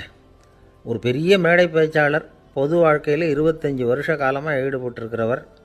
அவர் மனைவி ஒரு நாள் சொன்னாங்க, எங்கள் வீட்டுக்காரர் 25 வருஷ காலமாக பொது வாழ்வில் ஈடுபட்டிருந்தா கூட இந்த மாதம் 10ஆம் தேதியிலேருந்து தான் மக்களுக்கு சேவை செய்ய ஆரம்பிச்சிருக்கார் அப்படின்னாங்க ரொம்ப பெருமையாக. 10ஆம் தேதிக்கு அப்படி என்ன விசேஷம் அப்படின்னு கேட்டோம். அன்னையிலேருந்து தான் அவர் மேடையில் பேசுகிறத நிறுத்தினார் அப்படின்னாங்க அந்த அம்மா. ஒரு நண்பர் அவசரமாக என்கிட்ட ஓடி வந்தார். அப்புறம் சொன்னார், என்னால் நம்பவே முடியல சார், என் பையனை அப்படி அப்படின்னு சொல்லி ஆச்சரியப்பட்டார். உங்கள் பையன் அப்படி என்ன தான் செஞ்சுட்டான் அப்படின்னு கேட்டேன். என்னால் முடியாத ஒரு காரியத்தை அவன் செஞ்சுட்டான் சார் அப்படின்னார். அது என்னன்னு தான் சொல்லுங்களேன். என்ன 5ஆவது வகுப்பில் அவன் ஒரே தடவையில் தேறிட்டான் சார், அதாவது ஒரே அட்டம்ப்டில் பாஸ் ஆகிருக்கான் அப்படின்னார் மூச்சு வாங்க. கஷ்டப்பட்டு பரீட்சை எழுதுனது அவன், இவருக்கு ஏன் மூச்சு வாங்குது? நம்மால் செய்ய முடியாத ஒரு காரியத்தை இன்னொருத்தர் செய்யும் பொழுது அது நமக்கு ஆச்சரியமாக இருக்குது. சர்க்கஸ் பார்க்குறோம், ஒருத்தர் அந்த இடத்துல தொங்குறார், அது நமக்கு ஆச்சரியம். ஏன்னா அது நம்மால் முடியாத காரியம். நம்மால் முடியாத ஒன்றை அடுத்தவர் எளிதாக செய்யும் பொழுது நாம் மருள்வது இயற்கை. இதை தான் தொல்காப்பியம் மருட்கை அப்படின்னு சொல்லுது. இந்த வியப்பு இருக்குதே, இது 4 வகையில் ஏற்படுறதாக தொல்காப்பியம் சொல்லுது. அது என்ன 4 வகை? முதல் வகை எப்படின்னா புதுமையான அரிய செயல்களை செய்கிறது. 2வது வகை என்னென்னா பெரும் செயல்களை செய்கிறது. 3வது வகை என்னென்னா மிக நுட்பமான செயல்களை செய்கிறது. 4வது வகை என்னென்னா ஆக்கம் தரும் செயல்களை செய்கிறது. புதுமை, பெருமை, சிறுமை, ஆக்கமோடு மதினம் சாலா மருட்கை 4 அப்படிங்கிறது தொல்காப்பியம். இன்றைக்கி விஞ்ஞானம் புதுசு புதுசாக எதையோ கண்டுபிடிக்குது. ஆரம்பத்தில் அது ஆச்சரியமாக இருக்குது, அப்புறம் அது நமக்கு பழகி போடுது. வானொலி பெட்டி புதுசாக வந்தப்போ ஒரு பெட்டி பேசுதுங்கிறது எவ்வளோ பெரிய ஆச்சரியம். இப்போ யாரும் அதை ஆச்சரியமாக பார்க்குறதில்ல. மதினம் சாலா மருட்கை அப்படின்னு ஒரு சொற்றொடர் வருது பாருங்கள், அதில் கருத்தாழம் உண்டு. எதை பற்றியும் போதுமான அளவு புரிந்து கொள்ளாத போது ஒருத்தர் ஆச்சரியப்படுறார். புரிந்து கொண்ட பிறகு ஆச்சரியம் மறைஞ்சு போடுது. மிக நுட்பமான செயல்களும் நம்ம ஆச்சரியப்பட வைக்கும். ஒரு அரிசியில் ஒரு திருக்குறள் எழுதி காட்டுறாங்க, ஒரு முட்டை ஓட்டுக்குள்ளே ஓவியம் தீட்டி காட்டுறாங்க. கருங்கல் சிற்பங்களில் எவ்வளவு நுட்பமான வேலைப்பாடுகளை எல்லாம் பார்த்து ஆச்சரியப்படுறோம். இது மாதிரி ஆக்கப்பூர்வமான அரிய செயல்களை செய்கிறது கூட வியப்பை உண்டு பண்ணும். குப்பை கூலங்களை கூட வாழ்க்கைக்கு பயன்படுகிற பொருளாக மாற்றுகிறவர்கள் இருக்காங்க, அவர்களுடைய செயல் வியப்பு அளிக்குது. இடைக்காட்டு சித்தர் பாடின 30 நூலில் வர்ற ஒரு பாடல், ஆற்றல் பிறர் அறிதலின் அகம் கிளர்வு உறுதலின் கற்று அறி பாணர் கெழுமிய கோடலின் தோற்றம் உருகவே போற்றல் சால் வியப்பே. ஒருத்தருடைய ஆற்றல் தெரியாமல் இருந்தது, அவருடைய அரிய செயலை பார்க்கும் பொழுது வியப்பாக இருந்தது, மனசுக்குள்ள கிளர்ச்சி. பாவலர்கள் இவர்களுடைய புகழை பாடி மற்றவர்களும் தெரிந்து கொள்ளுமாறு செய்கிறார்கள் அப்படிங்கிறது தான் ஒரு யதார்த்தமான உண்மை.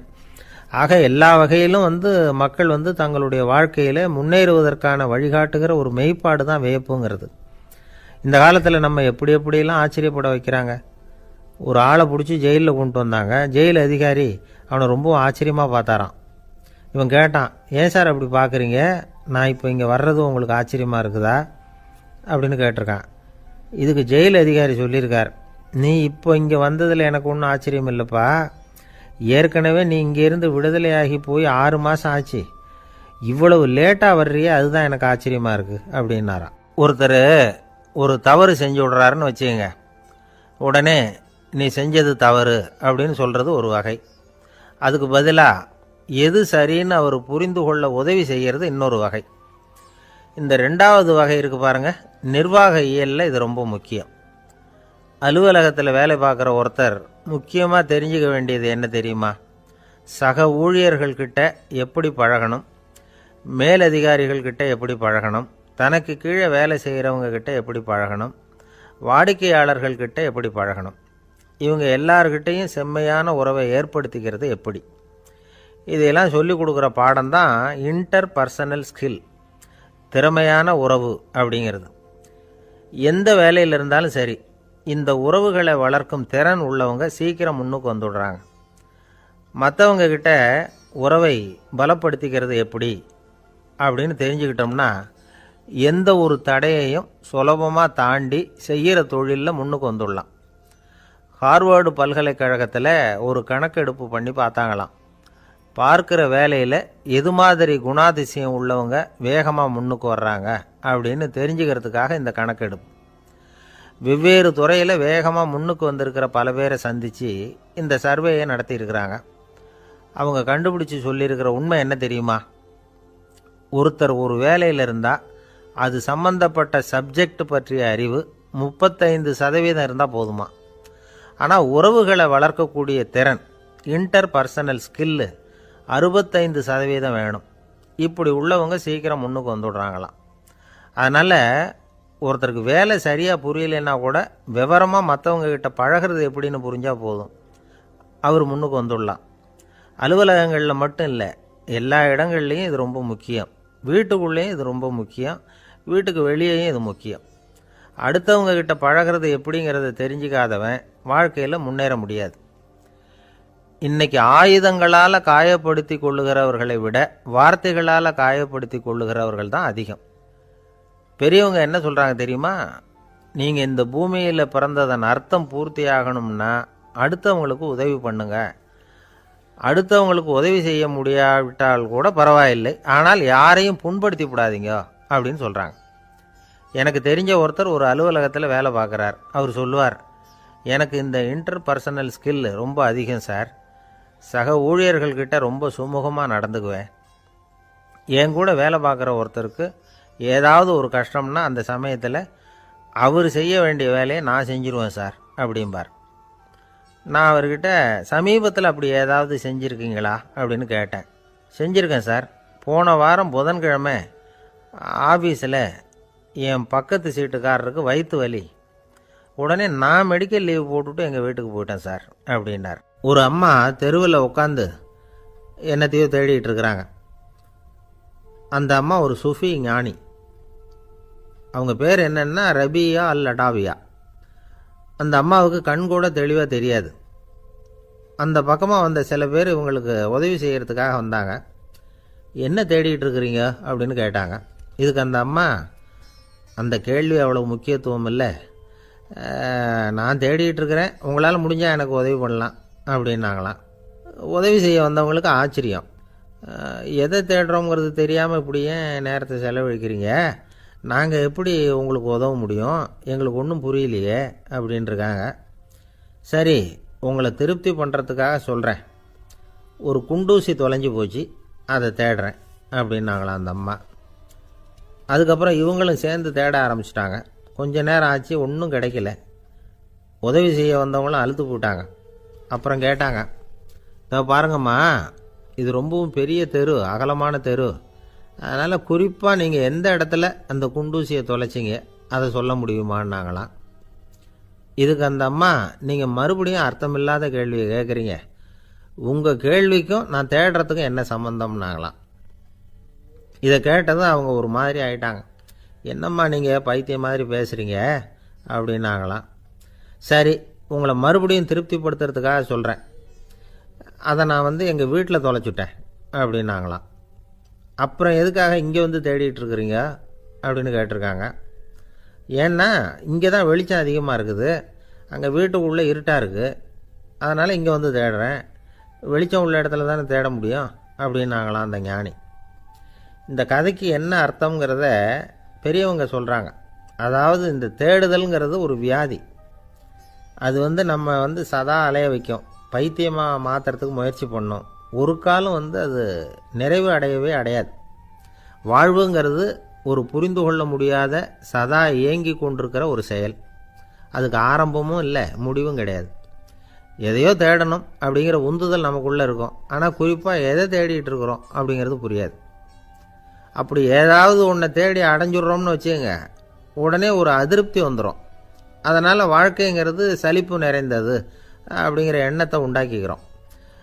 ஒன்று அடைஞ்சதுக்கு அப்புறம் இன்னொன்று தேட ஆரம்பிச்சிருவோம். ஆக இந்த தேடல்ங்கிறது நாம் ஒன்று அடைஞ்சாலும் அடையாவிட்டாலும் தொடர்ந்து நடந்துக்கிட்டு தான் இருக்கும். இதுக்கு முடிவே கிடையாது. இந்த உண்மையை நாம் நல்லா புரிஞ்சுக்கணும் அப்படிங்கிறது பெரியவங்களுடைய கருத்து. ஏழையும் தேடுறான், பணக்காரனும் தேடுறான், நோயாளியும் தேடுறான், நோய் இல்லாதவனும் தேடுறான், அதிகாரம் உள்ளவனும் தேடுறான், அதிகாரம் இல்லாதவனும் தேடுறான், முட்டாளும் தேடுறான், அறிவாளியும் தேடுறான். ஆனால் யாரும் இதை தான் தேடி சாதிக்க போகிறோம், இதுதான் முடிவு அப்படின்னு திட்டவட்டமாக சொன்னதில்லை. ஒன்று அடைஞ்சதும் இன்னொன்று தேட ஆரம்பிச்சிடுறாங்க, அவ்வளோதான். அதாவது உங்களின் தேடுபவர் உங்கள் உள்ளேதான் இருக்கிறார், அவரை தேடி கண்டுபிடியுங்கள். இதுதான் ஞானிகள் நமக்கு சொல்லுகிற ஒரு ஆலோசனை. நம்மால் ஒருத்தன் ஜெயிலில் இருந்தான். இன்னொரு கைதி அவனை பார்த்து கேட்டான், ஏன்பா உன்னை பார்க்குறதுக்கு வெளியிலேருந்து யாருமே இங்கே வர்றது இல்லையே, உனக்கு சொந்தக்காரங்களே கிடையாதா அப்படின்னு கேட்டானான். ஏன் இல்லை, எனக்கு சொந்தக்காரங்க நிறைய பேர் உண்டு, அவங்க என்னை பார்க்க வராததுக்கு காரணம் வேற அப்படின்ட்டுருக்கான் இவன். என்ன காரணம்னு கேட்டான் அவன். அதுக்கு இவன் சொன்னானான், அதுக்கு என்ன காரணம்னா அவங்க எல்லாரும் இங்கே உள்ளேயே இருக்கிறாங்க அப்படின்னானா.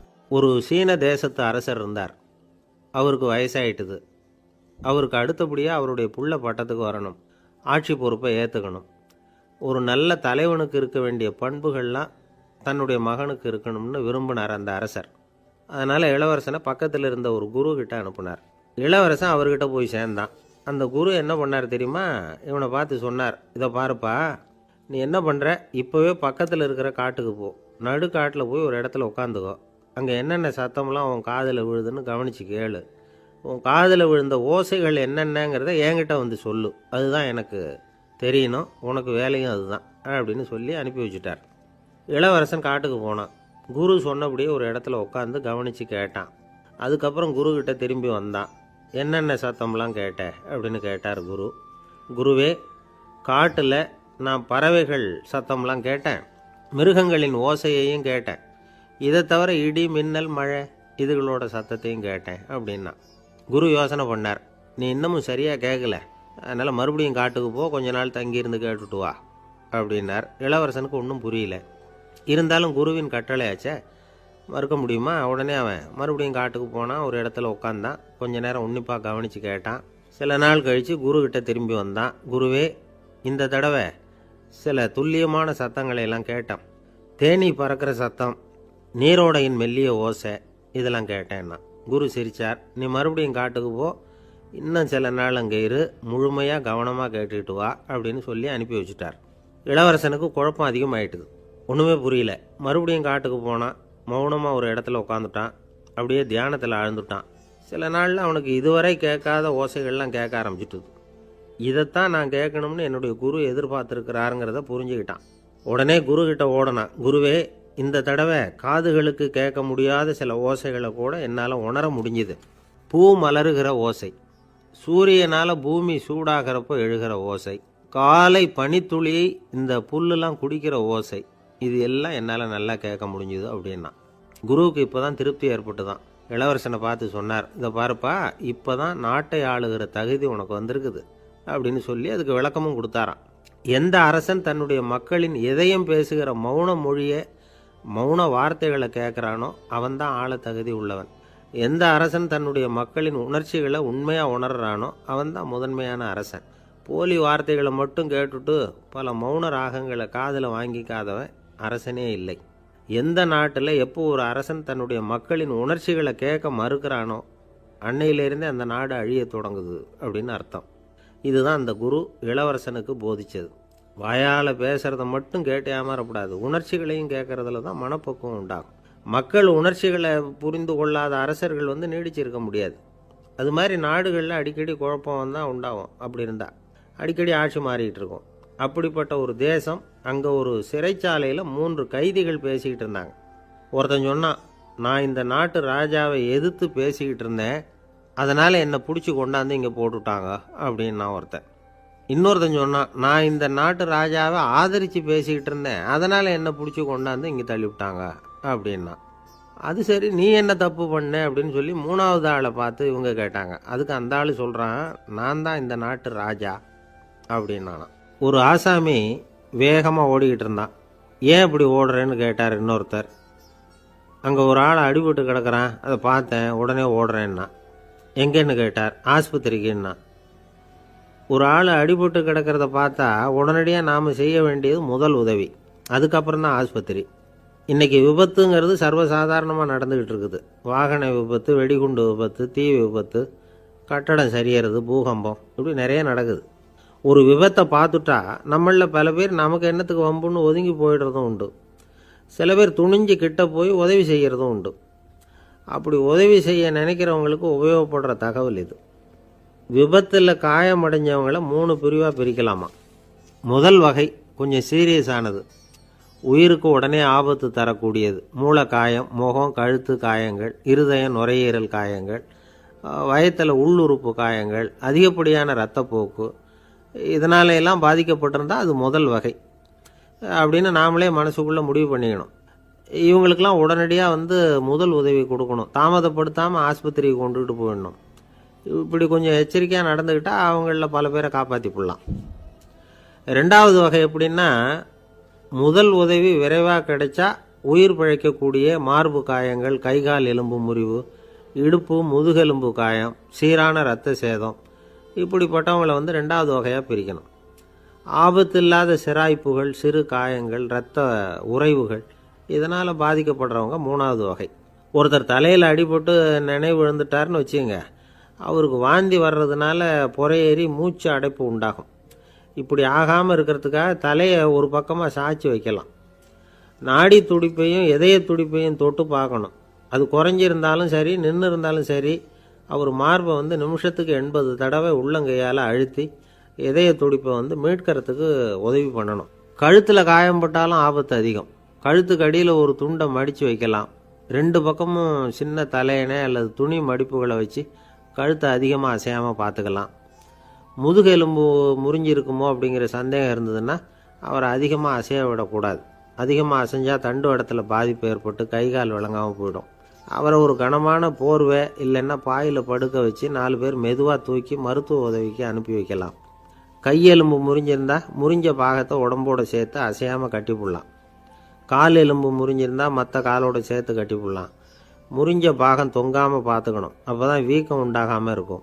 வெட்டு காயம், குண்டடிப்பட்ட காயம், இதிலெல்லாம் இரத்தப்போக்கு அதிகமாக இருக்கும். ரத்தம் வெளியேற ஆபத்து அதிகம். சுத்தமான துணியை பல மடிப்புகளை மடித்து காயத்தின் மேலே வச்சு அழுத்தமாக ஒரு 10 நிமிஷம் பிடிச்சிக்கணும். ரத்தம் நின்ன உடனே காயத்துக்கு கட்டு போடலாம். சில சமயம் காயம்பட்ட பாகத்தை உயரமாக தூக்கி பிடிச்சிக்கிட்டா தான் ரத்த கசிவு நிற்கும்.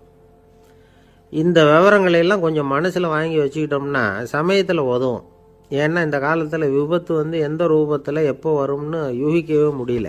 நண்பர் ஒருத்தர் சொன்னார், நேற்றுக்கு பாருங்கள் சார், என் கண்ணு முன்னாடியே ஒரு சின்ன விபத்து நடந்ததுன்னார். என்னன்னு விசாரித்தோம். ஒரு பஸ்ஸில் வந்துக்கிட்டு இருந்தேன். அந்த பஸ்ஸில் பின்பக்கம் படி ஓரமாக நின்றுக்கிட்டு இருந்த ஒருத்தர் ரோட்டில் விழுந்துட்டார். டிரைவர் அதை கவனிக்கலை, நிறுத்தாமல் அவர் பாட்டுக்கு போகிறாருன்னார். கண்டக்டர் உடனே விசில் கொடுத்து பஸ்ஸை நிறுத்த வேண்டியது தானே அப்படின்னோம். அதுதான் சார் முடியாமல் போச்சுன்னார் அவர். ஏன்னு கேட்டாங்க. தவறி கீழே விழுந்ததே அந்த கண்டக்டர் தான் சார் அப்படிங்கிறார். ஒரு நண்பர், அவர்கிட்ட பேசிக்கிட்டு இருந்தேன். மனித உறவுகள் பற்றி அவர் சொல்லிகிட்டு இருந்தார். அமெரிக்காவில் தந்தை மகன் உறவு எப்படி இருக்குது அப்படிங்கிறத விளக்கிறதுக்கு அவர் ஒரு கதையை சொன்னார். ஒரு அப்பா பகல் பூராவும் அலுவலகத்தில் வேலை, ஓடி ஆடி உழைச்சிக்கிட்டு களைச்சி போய் ராத்திரி 10 மணிக்கு மேலே வீடு திரும்பினான். வீட்டு வாசலில் அவரோட மகன் காத்துக்கிட்டு இருக்கிறான். இன்னமும் தூங்கலை. அப்பாவை வாசல்லையே தடுத்து நிறுத்தி, அப்பா உனக்கு சம்பளம் எவ்வளவு அப்படின்னு கேட்குறான். ஏற்கனவே ஆஃபீஸு பிரச்சனைகளால் அலுத்து போய் திரும்புகிற அப்பாவுக்கு கோவம் வந்துடுது. என்னடா இப்படிலாம் கேளுன்னு உங்கள் அம்மா உனக்கு சொல்லி கொடுத்தாளா அப்படின்னு சொல்லிவிட்டு உள்ளே போய் சட்டையை கட்டி மாட்டிவிட்டு குளிச்சுவிட்டு மறுபடியும் வெளியில் வந்து உடையை மாற்றுகிற சமயம் அப்போ மறுபடியும் மகன் உள்ளே வந்து நிற்கிறான் அவர் முன்னாடியே. அப்பா உனக்கு எவ்வளவு சம்பளங்கிறான் மறுபடியும். அப்பாவுக்கு எரிச்சல் அதிகமாகிட்டுது. மணிக்கு $20 போதுமா அப்படின்னார். அப்படின்னா எனக்கு ஒரு $10 தர முடியுமான்னா மகன். இதுக்கு தான் என் சம்பளம் எவ்வளவுன்னு கேட்டியா? 2ஆம் வகுப்பு படிக்கிற உனக்கு எதுக்குடா $10 அப்படின்னு கத்திவிட்டு தொலைக்காட்சி பெட்டியின் முன்னாடி போய் உட்காந்துக்கிட்டு ஏதோ நிகழ்ச்சியை பார்க்க ஆரம்பிச்சிட்டார். கொஞ்ச நேரம் கழித்து மறுபடியும் மகன் வந்து நிற்கிறான். அப்பா ப்ளீஸ் எனக்கு ஒரு $10 கொடுக்க முடியுமா? மகனுடைய கண்களில் கண்ணீர். என்னடா அவன் கண்ணீரை காட்டி காரியம் சாதிக்கலாம்னு பார்க்குறியா? ஒரு காசு கூட கொடுக்க மாட்டான் போ அப்படின்னு விரட்டி விட்டான். மகன் கண்ணீரை தொடச்சிக்கிட்டே கண்ணை தொடச்சிக்கிட்டு பேசாமல் போய் படுத்துக்கிட்டானா. கொஞ்ச நேரம் ஆச்சு. அப்பாவோட கோபம் கொஞ்சம் கொஞ்சமாக குறைஞ்சிது. பிள்ளைகிட்ட கோபமாக கத்துனது தப்பு தாங்கிறது புரிஞ்சுது அவனுக்கு. எழுந்திரிச்சு போனான், படுக்கை இறக்கி போனான். மகனை பார்த்தான். அவன் தலையணையை கட்டி பிடிச்சிக்கிட்டு அழுதுகிட்டு இருக்கிறான். அவனை மெல்ல நெருங்கி அவங்ககிட்ட எதமாக பேசுகிறதுக்கு ஆரம்பித்தானான். எதுக்குடா உனக்கு $10 பள்ளிக்கூடத்தில் கேட்டாங்களா அப்படின்னு கேட்டானான். மகன் சொல்லியிருக்கான், இல்லை டாடி, உனக்கு 1 மணி நேரம் சம்பளம் $20ன்னு சொன்னேன். நீ ஏற்கனவே எனக்கு கொடுத்த பாக்கெட் மணி $10 என்கிட்ட இருக்குது. இப்போ நீ இன்னொரு $10 கொடுத்தீங்கன்னா அதையும் சேர்த்து $20 ஆகிடும். அந்த $20 நான் உனக்கு கொடுத்துருவேன். அப்படி கொடுத்தா நீ என் கூட 1 மணி நேரம் செலவழிப்ப இல்லையா? அதுக்காக தான் $10 கேட்டேன் அப்படின்னு சொன்னானான். அந்த அப்பா கண்ணு கலங்கி போச்சான். ஆதரவோடு தன்னுடைய மகனை கட்டி பிடிச்சி அழ ஆரம்பிச்சிட்டாராம். இதுதான் நண்பர் சொன்ன கதை. அமெரிக்கா மட்டும் இல்லை, உலகம் பூராவும் இன்றைக்கி மனித உறவுகள் இப்படி தான் மாறிக்கிட்டு இருக்கு. பெரியவர்கள் அறிவுரை என்ன தெரியுமா? உங்கள் குழந்தைகளிடமிருந்து குழந்தை பருவத்தை பிரித்து விடாதீர்கள் அப்படிங்கிறது தான். அதாவது இன்றைய குழந்தைகள் தங்கள் பிருந்தாவனத்தை இழந்து விடுகிறார்கள் அப்படிங்கிறது அவங்களுடைய கருத்து. இந்த நிலைக்கு நாம் காரணமாக இருந்துடக்கூடாது. குழந்தைகளோட விளையாடுவோம், குடும்பத்தோடு உறவாடுவோம் அப்படிங்கிறது தான் நம்முடைய நோக்கமாக இருக்கணும். இன்றைய உறவு முறைக்கு இன்னொரு உதாரணம் சொல்லுவாங்க. ஒருத்தர் வந்தாராம், அவர் பக்கத்தில் ஒரு சின்ன பையன். நாம் அவரை விசாரிக்கிறோம், யார் இந்த பையன் அப்படின்னா அவர் சொல்கிறார், இவன் எனக்கு தூரத்து உறவு அப்படின்னாராம். இந்த தூரத்து உறவுன்னா எப்படின்னு இருக்கான். இதுக்கு அவன் சொல்லியிருக்கிறான், இவன் எங்கள் அப்பாவுக்கு 8வது புள்ளை அப்படின்னானான். ஒரு ஊரில் ஒரு பெரிய ஞானி இருந்தார். அவர் படுக்கையில் இருந்தார். இன்னும் கொஞ்ச நேரம்தான் அவர் இந்த உலகத்தில் இருக்க போகிறார். அவரை சுற்றி ஏகப்பட்ட கூட்டம். ஏற்கனவே அவருடைய உபதேசங்களை கேட்டவங்க பல பேர் அவரை சுற்றி நிற்கிறாங்க. அந்த ஞானி மெதுவாக கண்ணை திறந்து பார்க்குறார். எல்லாரும் அவருடைய கடைசி வார்த்தையை கேட்கறதுக்காக அவளோட காத்துக்கிட்டு இருக்கிறாங்க. அந்த ஞானி மெதுவாக பேச ஆரம்பித்தார். நான் என்னுடைய வாழ்நாள் பூராவும் உங்களுக்கு நிறைய போதனைகள் சொல்லிக்கிட்டு இருக்கிறேன். பேரானந்தம், மகிழ்ச்சி, தியானத்தன்மை இதை பற்றியெல்லாம் சொல்லியிருக்கிறேன். இப்போ நான் வேறு ஒரு கரைக்கு போய்கிட்டு இருக்கிறேன். நான் இனிமேல் இந்த கரையில் இருக்க மாட்டேன். நீங்கள் நான் சொன்னதையெல்லாம் கேட்டீங்க, ஆனால் எதையும் நீங்கள் நடைமுறைப்படுத்தி பார்க்கல. எல்லாம் கேட்டதோடு சரி, அதோடு விட்டுவிட்டீங்க. அப்புறம் அதை தள்ளி போட்டுக்கிட்டே வந்துட்டீங்க. மேலும் அதை தள்ளி போடுறதுல எந்த பிரயோஜனமும் கிடையாது. இப்போ நான் போய்கிட்டு இருக்கிறேன். உங்களில் யாராவது என்னோட வர்றதுக்கு தயாரா அப்படின்னு கேட்டார். அவ்வளவுதான். யாரும் வாயை திறக்கலை. ஒரே மௌனம், சத்தமே இல்லை. ஒருத்தர் பார்த்துக்கிட்டே நிற்கிறாங்க. அந்த கூட்டத்தில் ஒரு ஆள் அந்த ஞானி கூடவே 40 வருஷத்துக்கு மேலே இருந்திருக்கிறான். அவனும் வாயை திறக்காமல் இன்னொருத்தன் முகத்தை பார்த்துக்கிட்டே நிற்கிறான். இந்த சமயத்தில் பின்னாடி நின்றுக்கிட்டு இருந்த ஒருத்தன் கையை தூக்கினான். ஞானி அவனை பார்த்தார். சரி, ஒருத்தனுக்காவது நம்மோட வர்றதுக்கு தைரியம் இருக்குது அப்படின்னு நினச்சார். ஆனால் அந்த ஆள் என்ன சொன்னான் தெரியுமா? ஐயா, நீங்கள் கேட்குறப்போ நான் உடனே எழுந்திருக்கல, கையை மட்டும்தான் தூக்கினேன். என்ன காரணம்னா, நான் எப்படி அடுத்த கரைக்கு சேர்றதுங்கிறது தெரிஞ்சுக்கிறதுக்காக தான். அந்த விவரத்தை மட்டும் இப்போ உங்ககிட்ட இருந்து நான் தெரிஞ்சுக்க ஆசைப்பட்றேன். ஏன்னா இப்போ நான் உங்கள் கூட வர்றதுக்கு தயாராக இல்லை. எவ்வளவோ காரியங்களை நான் இன்னும் இங்கே முடிக்க வேண்டி இருக்குது. வீட்டுக்கு ஒரு விருந்தினர் வந்திருக்கிறார். என்னுடைய இளைய மகனுக்கு கல்யாணம் பண்ணி வைக்கணும். அதனால் இன்றைக்கி உங்கள் கூட வர முடியாது. அது மட்டும் இல்லை, இப்போ உங்கள் கூட அடுத்த கரைக்கு வந்தால் திரும்பி வர முடியாதுன்னு வேறு சொல்கிறீங்க. அதனால் இப்போ நான் வரல. இன்னொரு நாள் நிச்சயமாக நான் வர்றேங்க, உங்களை சந்திக்கிறேன். அதனால் இப்போ நீங்கள் இன்னொரு தடவை எங்களுக்கு விளக்கமாக சொல்லணும். ஏற்கனவே பல தடவை சொல்லியிருக்கிறீங்க. தயவு பண்ணி இப்போ ஒரு தடவை சொன்னீங்கன்னா சௌகரியமாக இருக்கும். அந்த அடுத்த கரையை அடையிறது எப்படி? இப்போ ஒரு தடவை அதை விளக்கமாக சொல்லிட்டிங்கன்னா நல்லா ஞாபகப்படுத்திக்குவேன். அது சரியான சமயம் வர்றப்போ இது எனக்கு உதவியாக இருக்கும் அப்படின்னு நானும். ஆனால் உண்மை என்ன தெரியுமா, அந்த சரியான சமயம் வரவே இல்லை அப்படிங்கிறது தான் உண்மை. இப்படி அந்த கதை முடியும். இந்த கதை அந்த ஒரு ஆளுக்கு மட்டும் இல்லை, கிட்டத்தட்ட எல்லாருக்குமே அது பொருந்தும் அப்படிங்கிறாங்க விவரம் தெரிஞ்சவங்க. எல்லாருமே அந்த சரியான தருணத்துக்காக தான் காத்துக்கிட்டு இருக்கிறாங்களாம். அதுக்காக ஜோசியம் பார்க்குறாங்க, கைரேகை பார்க்குறாங்க, நாளைக்கு என்ன நடக்குங்கிற ஆவலில் எல்லாரும் காத்துக்கிட்டு இருக்கிறாங்க. ஆனால் அந்த ஒரு நாள் ஒருபோதும் வரப்போகிறதில்ல. நீங்கள் தள்ளி போடுறதுக்காக பல அர்த்தமில்லாத காரணங்களை தேடுறீங்க அப்படிங்கிறார் ஒரு ஞானி. காத்திருக்கிறதுலேயே நம்ம காலம் ஓடி போயிடுது. ஏன்னா இன்றைக்கி நாம் சிந்திக்கிறது நாளைக்கு நாம் சிந்திக்கிறது இல்லை. ஒவ்வொரு நாளும் ஒவ்வொரு மாதிரி போயிடுது. நாளைக்கு மறுநாளை பற்றியே சிந்திக்கிறோம். இப்படியே அது பாட்டுக்கு போயிடும். கரையை தொட்டு பார்க்குறது எப்போ, இதுதான் கேள்வி. நமக்கு வேண்டியப்பட்ட ஒருத்தர் ஒரு ரயில்வே பிளாட்ஃபாரத்தில் நின்றுட்டு இருக்கிறார். அங்கே இருக்கிறவங்ககிட்ட கேட்குறாராம், விசாரிக்கிறார், ஏங்க கிழக்க போகிற ரயில் போயிட்டுதுங்களான்னாராம். போயிட்டுதுன்னு இருக்கிறாங்க. கொஞ்ச நேரம் கழித்து ஏங்க மேற்க போகிற ரயில் போயிட்டுதுங்களான்னு கேட்டிருக்காரு. போயிட்டுதுங்களான் இருக்காங்க. அப்புறம் கொஞ்சம் நேரம் கழித்து மறுபடியும் ஏங்க 10:30 மணி வண்டி போயிட்டுதான்னு கேட்டிருக்காரு. தொடர்ந்து காலையிலேருந்து சாயந்தரம் வரைக்கும் இப்படி ஒரே இடத்துல நின்றுட்டு கேட்டுக்கிட்டே இருக்கிறார். இதை பார்த்துக்கிட்டு இருந்த ஒருத்தர் அவர்கிட்ட ஏங்க நீங்கள் எங்கே போகணும் அப்படின்னு கேட்டாராம். இவர் மெதுவாக சொன்னாராம், இந்த ரயில்வே லைனை தாண்டி அந்த பக்கம் போகணும் அப்படின்னாராம். நம்பிக்கை இல்லைன்னா இந்த உலகத்தில் நாம் நடமாடவே முடியாது. அவநம்பிக்கையோடு இருந்துக்கிட்டு இருந்தால் என்றைக்கும் அவஸ்தை தான். நாம் நம்புறது நடக்குதோ இல்லையோ அது வேறு விஷயம். ஆனால் எதையும் நம்பி தான் நாம் அடி வைக்க வேண்டியிருக்கு. வேறு ஒன்றும் வேணாம், ஒரு லாட்ரி சீட்டு வாங்குகிறோம், அது எங்கே நமக்கு விழப்போகுது அப்படிங்கிற அவநம்பிக்கையோடவா வாங்குகிறோம். பரிசு நமக்கு தான் அப்படிங்கிற நம்பிக்கை உள்ளூர இருக்கிறதுனால தான் அதை வாங்குகிறோம். இருந்தாலும் முடிவு வேறு மாதிரி ஆகிடுது. அதுக்காக மனசு சோர்ந்து போகிறதில்ல, அடுத்த மாதமும் சீட்டு வாங்குகிறோம். இந்த நம்பிக்கை தான் மனித வாழ்க்கைக்கு ஆதாரம். ஒரு கடையில் போய் டீ சாப்பிட்றீங்க, அந்த டீ நல்ல டீ தானா, அதில் விஷம் கலந்துருக்குமா அப்படிங்கிற சந்தேகம் வந்துட்டுதுன்னு வச்சுங்க. அதுக்கப்புறம் அதை எப்படி நீங்கள் சாப்பிட முடியும்? நம்பி தான் சாப்பிட்ணும். ரயில் ஒழுங்காக போய் சேருங்கிற நம்பிக்கை இருக்கிறதுனால தான் அதில் ஏறி உட்காடுறோம். லெட்டர் ஒழுங்காக போய் சேருங்கிற நம்பிக்கை இருக்கிறதுனால தான் பெட்டியில் போடுறோம். சரி, நம்ம கதையெல்லாம் நம்மளோட இருக்கட்டும். மனித நம்பிக்கை எந்த அளவுக்கு உறுதியாகவும் அறிவுபூர்வமாகவும் இருக்கணுங்கிறதுக்கு அலெக்சாண்டர் வாழ்க்கையில் நடந்த ஒரு சம்பவத்தை உதாரணமாக சொல்லலாம். இந்த உலகத்தையே ஜெயிக்கணும்னு புறப்பட்டார் அலெக்சாண்டர். ஒரு கட்டத்தில் அவர் சிட்னஸ் நதி கரைக்கு சேர்ந்தார். அந்த சமயத்தில் அவருக்கு கடுமையான நோய் வந்துட்டுது. அவர் கூடவே வந்திருந்த கிரேக்க வைத்தியர்கள் என்னென்னமோ முயற்சியெல்லாம் பண்ணி பார்த்தாங்க. இருந்தாலும் அலெக்சாண்டருக்கு வந்திருக்கிறது என்ன நோய்ங்கிறத அவங்களால கண்டுபிடிக்க முடியல. ஏன்னா அந்த பகுதியில் உள்ளவங்களுக்கு மட்டுமே அதிகமாக வரக்கூடிய ஒரு வினோதமான நோயாக இருந்தது அது. ஆனால் அவர் இருக்கிற இடம் எதிரியோட இடம், பாரசீக மன்னனோட ஆளுகைக்கு உட்பட்ட இடம். என்ன பண்ணுறது அப்படின்னு எல்லாரும் யோசனை பண்ணாங்க. பாரசீக மன்னனோட அரண்மனையில் இருக்கிற வைத்தியர் வந்தால் இந்த நோயை குணப்படுத்தி விடுவார் அப்படின்னு சொன்னாங்க.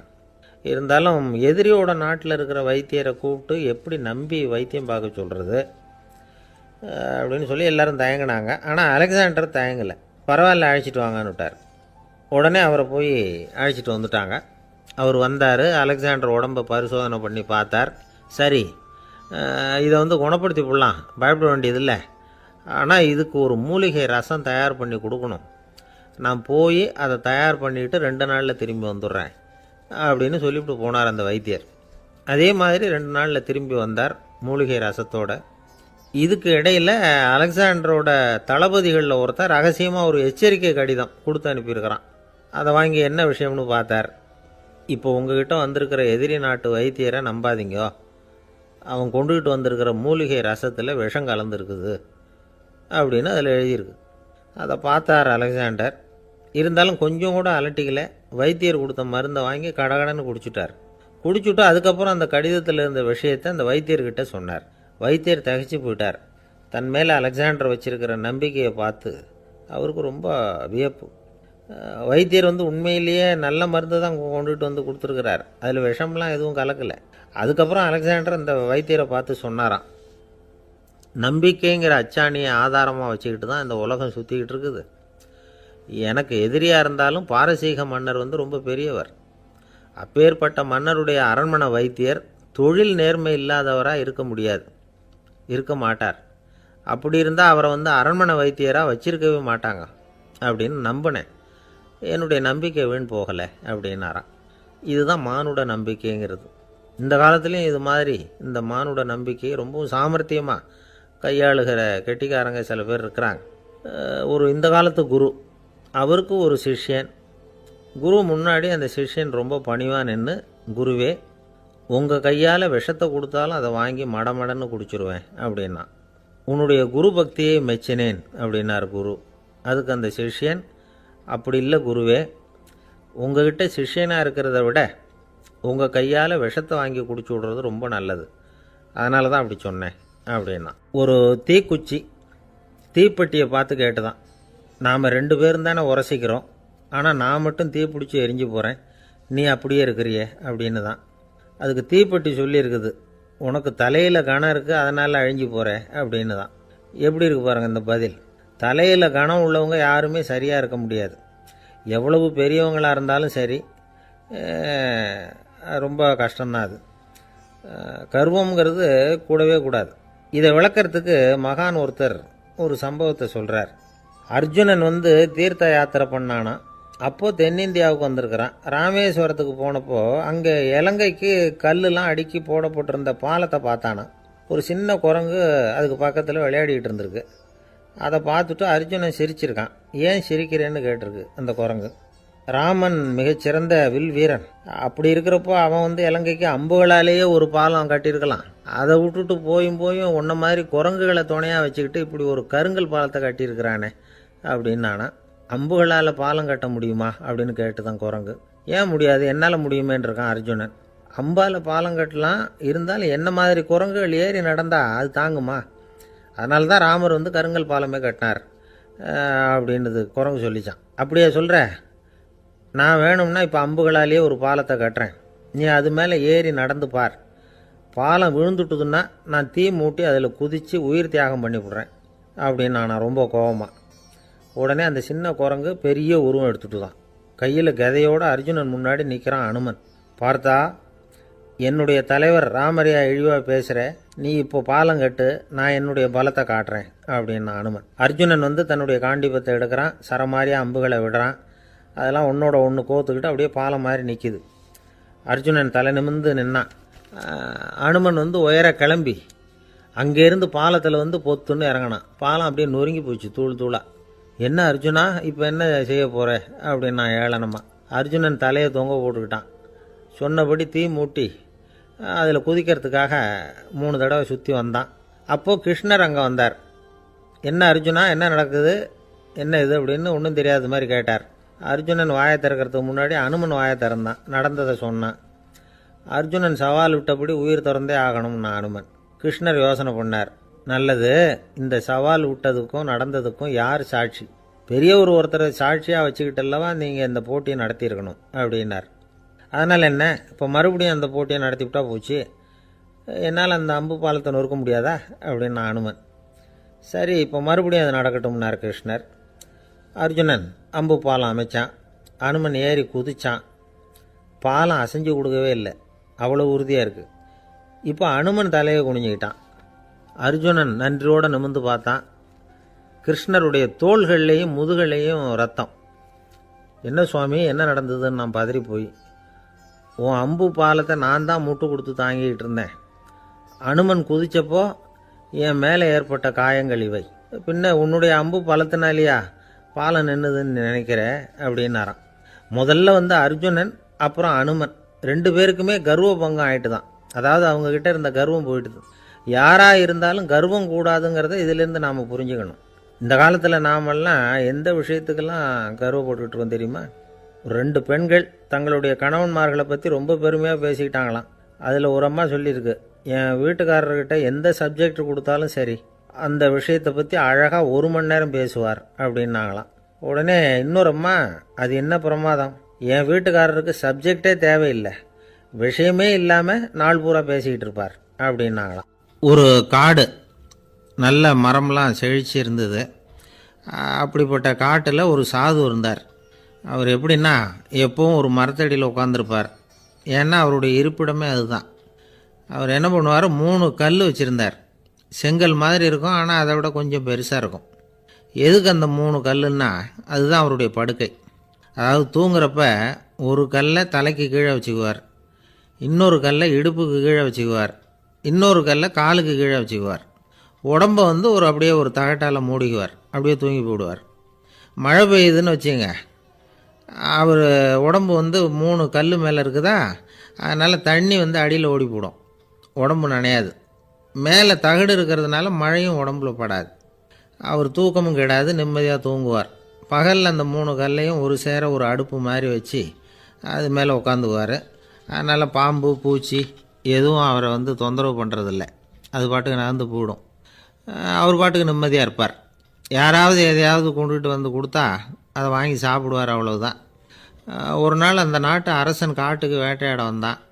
அந்த வழியாக வந்தப்போ இந்த சாது படுத்துருக்கிறத பார்த்தான், பரிதாபப்பட்டான். ஐயோ பாவம், இவர் இப்படி இந்த கல் மேலே உடம்பை வச்சுக்கிட்டு தூங்குறாரே, என்ன பாடுபடுவார், இவரை நாம் வந்து அரண்மனைக்கு அழைச்சிட்டு போய் சுகமாக நிம்மதியாக இருக்கிறதுக்கு வழி செஞ்சு கொடுப்போம், அது ரொம்ப நல்லாயிருக்கும் அப்படின்னு நினச்சான். அப்படி நினச்சிக்கிட்டே அரண்மனைக்கு வந்துட்டான். அதுக்கப்புறம் ஒரு பல்லக்கையும் 2 சேவகர்களையும் காட்டுக்கு அனுப்பி அந்த சாதுவை மெதுவாக இங்கே அழைச்சிட்டு வந்துடுங்க அப்படின்னு சொல்லி அனுப்பி வச்சான். இவங்க போய் அவர்கிட்ட விவரத்தை சொன்னாங்க. எனக்கு என்னத்துக்கு அரண்மனை வாசம் அப்படின்னார். இருந்தாலும் மன்னர் உத்தரவு, நீங்கள் அவசியம் வரணும் அப்படின்னாங்க இவங்க. சரின்னு சொல்லிவிட்டு வேறு வழி இல்லாமல் புறப்பட்டார். புறப்படும் பொழுது என்ன பண்ணார்னா, மறக்காமல் அந்த 3 கல் ஒரு தகடு அதையும் எடுத்து பல்லக்கில் வச்சுக்கிட்டார். என்னத்துக்கு இதையெல்லாம் எடுத்து வைக்கிறாரு அப்படின்னு சொல்லி அவங்க யோசனை பண்ணாங்க. இருந்தாலும் அதை பற்றி ஒன்றும் கேட்கல. பேசாமல் அவரை அழைச்சிட்டு போய் அரண்மனையில் விட்டுட்டாங்க. அரசன் ஓடி வந்தான், வரவேற்றான், அறுசுவை உணவு படைத்தான். அவர் படுக்கிறதுக்கு தங்க கட்டில், பட்டு மெத்தை, இப்படி எல்லாம் ஏற்பாடு பண்ணி வச்சான். இங்கே படுத்து ஓய்வு எடுத்துங்க அப்படின்னு சொல்லிவிட்டு அவன் பாட்டு போயிட்டான். மறுநாள் காலையில் வந்து பார்க்குறான், சாது படுத்துருக்கிறார். எப்படி தெரியுமா, அந்த பட்டு மெத்தை மேலே 3 கல்லையும் வச்சு வழக்கம் போலவே அது மேலே படுத்துருக்கிறார், அதுக்கு மேலே தகடு. அரசன் பார்த்துட்டு அதிர்ச்சி ஆயிட்டான். என்ன சுவாமி இப்படி அப்படின்னா, சாது சொன்னார், எனக்கு வந்து தேவையும் இல்லை குறையும் இல்லை, எல்லா இடத்துலையும் எனக்கு ஒரே மகிழ்ச்சி தான் அப்படின்னார். மகிழ்ச்சிங்கிறது தங்க கட்டிலேயோ பட்டு மெத்தையிலேயோ இல்லை, அது வந்து மனசில் இருக்கிற ஒரு விஷயம். உண்மையான மகிழ்ச்சிக்கு வழி வந்து மனப்பக்குவம் அப்படிங்கிறது அந்த அரசனுக்கு புரிஞ்சுதான். இந்த காலத்தில் ஒரு சாமியார், அவரை தேடி ஒரு சீடன் வந்தான். என்னாச்சு தெரியுமா, சுவாமி எனக்கு நிம்மதி வேணும், அதுக்கு என்ன வழின்னு கேட்டான். சாமியார் நிமிர்ந்து பார்த்தார். அப்புறம் சொன்னார், நீ ஏகப்பட்ட பேர்கிட்ட கடன் வாங்கியிருக்கிற, அதையெல்லாம் திருப்பி கொடுத்தா தான் உனக்கு நிம்மதி கிடைக்கும்னார். இவனுக்கு ஆச்சரியம். அது எப்படி சாமி, அவ்வளவு கரெக்டாக நான் கடன் வாங்கினதை கண்டுபிடிச்சிங்க அப்படின்னா. உனக்கு கடன் கொடுத்து சாமியாராக போனதே நான் தான்ப்பா, அதனால தான் இந்த கதிக்கு வந்தேன். என்கிட்டயே வந்து நிம்மதிக்கு வழி கேட்குறியே, அதுதான்டா வேதனை அப்படின்னாராம் அவர். ஒரு குரு, இளம் சீடர்கள் எதிரில் உட்காந்துருக்கிறாங்க. குரு பாடம் நடத்திக்கிட்டு இருக்கிறார். சீடர்களுக்கு ஒரு ஆசை, அதாவது ஒரு முக்கியமான மந்திரத்தை நம்ம குருநாதர்கிட்ட இருந்து கற்றுக்கணும் அப்படிங்கிறது அவங்க ஆசை. அது என்ன மந்திரம்னா, இறந்தவரை உயிர்ப்பிக்கக்கூடிய புனித மந்திரம், அதாவது செத்தவங்களுக்கு மீண்டும் உயிர் உண்டாக்குகிற மந்திரம். குருவே தயவு பண்ணி அந்த மந்திரத்தை எங்களுக்கு உபதேசிக்கணும் அப்படின்னு கேட்டாங்க. அது ரொம்ப ஆபத்தானது, அது என்னத்துக்கு உங்களுக்கு வேண்டாமேன்னாராம் குரு. எங்களுடைய நம்பிக்கை வந்து உறுதிப்படுறதுக்காகத்தான் கேட்குறோம், வேற ஒன்றும் இல்லை அப்படின்னாங்களாம் சீடர்கள். பக்குவப்படாத அறிவுங்கிறது ரொம்ப ஆபத்தானது அப்படின்னாராம் குரு. இது சீடர்களுக்கு புரியல. அது எப்படிங்க பக்குவப்படாத அறிவு ஆபத்தானதுன்னு சொல்கிறீங்க, அப்படின்னா என்ன அப்படின்னு கேட்டிருக்காங்க சீடர்கள். குரு அதுக்கு விளக்கம் கொடுத்தாராம். அந்த மந்திரத்தை எப்போ பயன்படுத்தணுங்கிறது முக்கியம், அதை அறியக்கூடிய ஞானம் ஏற்படுகிற வரைக்கும் அதை தெரிஞ்சுக்காமல் இருக்கிறது தான் நல்லது, இல்லைன்னா ஆபத்துன்னாராம். ஆனால் அந்த சீடர்கள் அதை கேட்குற மாதிரி இல்லை, ரொம்ப பிடிவாதம் பண்ண ஆரம்பிச்சிட்டாங்க. சரி வாங்க சொல்கிறேன்னார் குரு. எல்லாரும் வந்தாங்க. அந்த புனித மந்திரத்தை அவங்களுக்கு ரகசியமாக உபதேசம் பண்ணார். உபதேசம் பண்ணிவிட்டு அவங்களுக்கு எச்சரிக்கையும் கொடுத்தார். இந்த மந்திரத்தை நல்லா ஆராய்ச்சி பார்த்ததுக்கு அப்புறம்தான் உச்சரிக்கணும், அவசரப்பட்டு எதுவும் செஞ்சிடக்கூடாது அப்படின்னு ஒரு தடவைக்கு பல தடவை எச்சரிக்கை கொடுத்தார். சரின்னு சொல்லிவிட்டு அவங்கெல்லாம் மந்திரத்தை கற்றுக்கிட்டு எழுந்திரிச்சு போயிட்டாங்க. ஒரு நாள் அந்த சீடர்கள் எல்லாம் மணற்பாங்கான இடத்துல அப்படியே நடந்து போயிட்டு இருக்கிறாங்க. ஒரு பாலைவன பகுதி மாதிரி ஒரு இடம். அங்கே ஒரு இடத்துல எலும்புகள் குவியலாக கிடந்தது. உடனே இந்த சீடர்கள் முன்ன பின்ன யோசிக்காம தியானமும் பண்ணாம அந்த மந்திரத்தோட பயனை சோதிச்சு பார்க்கணும் அப்படின்னு நினச்சிக்கிட்டு அந்த மந்திரத்தை உச்சரிக்க ஆரம்பிச்சிட்டாங்க. அவ்வளோதான். உடனே என்னாச்சு தெரியுமா?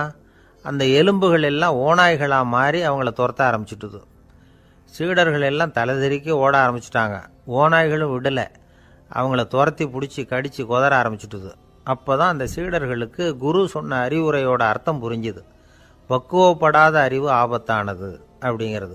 அதனால் இதிலேருந்து நாம் தெரிஞ்சுக்க வேண்டியது என்னென்னா, நாம் நம்ம அறிவை வளர்த்துக்கிட்டால் மட்டும் போதாது, அந்த அறிவை எப்போ எப்படி பயன்படுத்தணும் அப்படிங்கிற பக்குவமும் நமக்கு வரணும். அப்போ தான் வாழ்க்கை நல்லபடியாக அமையும். இல்லைன்னா இடைஞ்சல் தான். இந்த காலத்தில் சில சின்ன பிள்ளைங்களுக்கே அறிவு ரொம்ப பக்குவப்பட்டிருக்குங்கிறத உணர முடியுது. ஒரு சின்ன பையன் பள்ளிக்கூடத்தில் மார்க் லிஸ்ட் கொடுத்தாங்க, வாங்கிக்கிட்டு அவசரமாக வீட்டுக்கு ஓடினான். எதிரில் வந்த ஒருத்தர் கேட்டார், என்ன அவசரம், ஏன் இப்படி வேகமாக ஓடுறேன்னார்.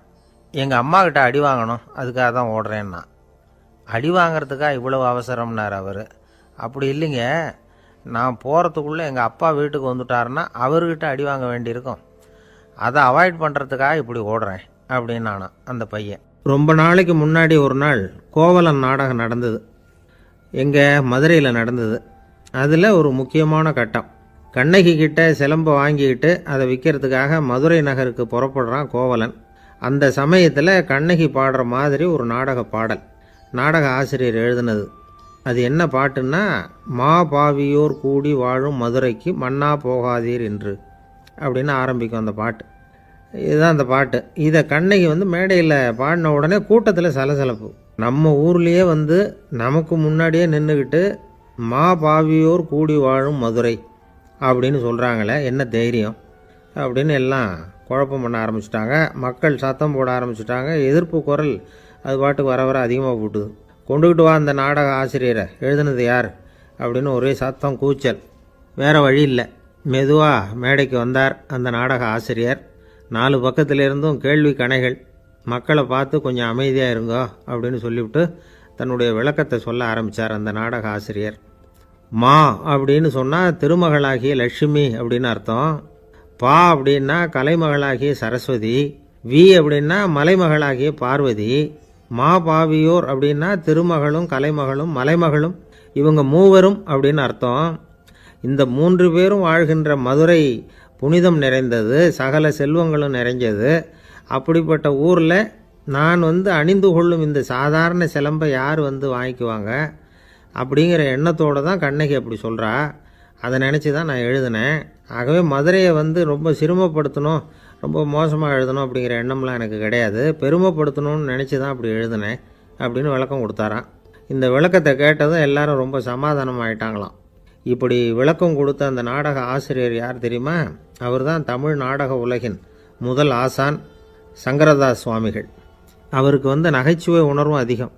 1920ஆம் ஆண்டு திருநெல்வேலியில் அவர் தங்கியிருக்கிறார் நாடகம் நடத்துறதுக்காக.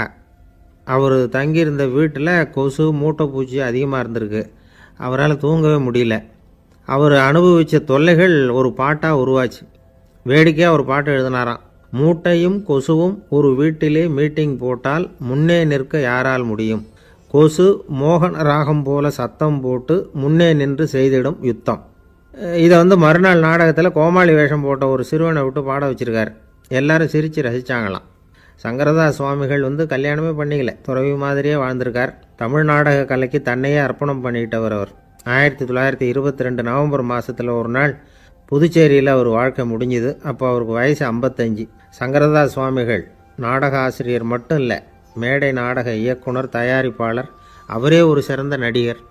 ஒரு தடவை சாவித்திரி நாடகத்தில் இவர் யமதர்மனா வேஷம் போட்டு நடிச்சிருக்கிறார். நாடகம் பார்த்துக்கிட்டு இருந்த கருவுற்ற ஒரு பெண்மணிக்கு பயத்தினால அங்கேயே குழந்தை பிறந்துட்டு தான்.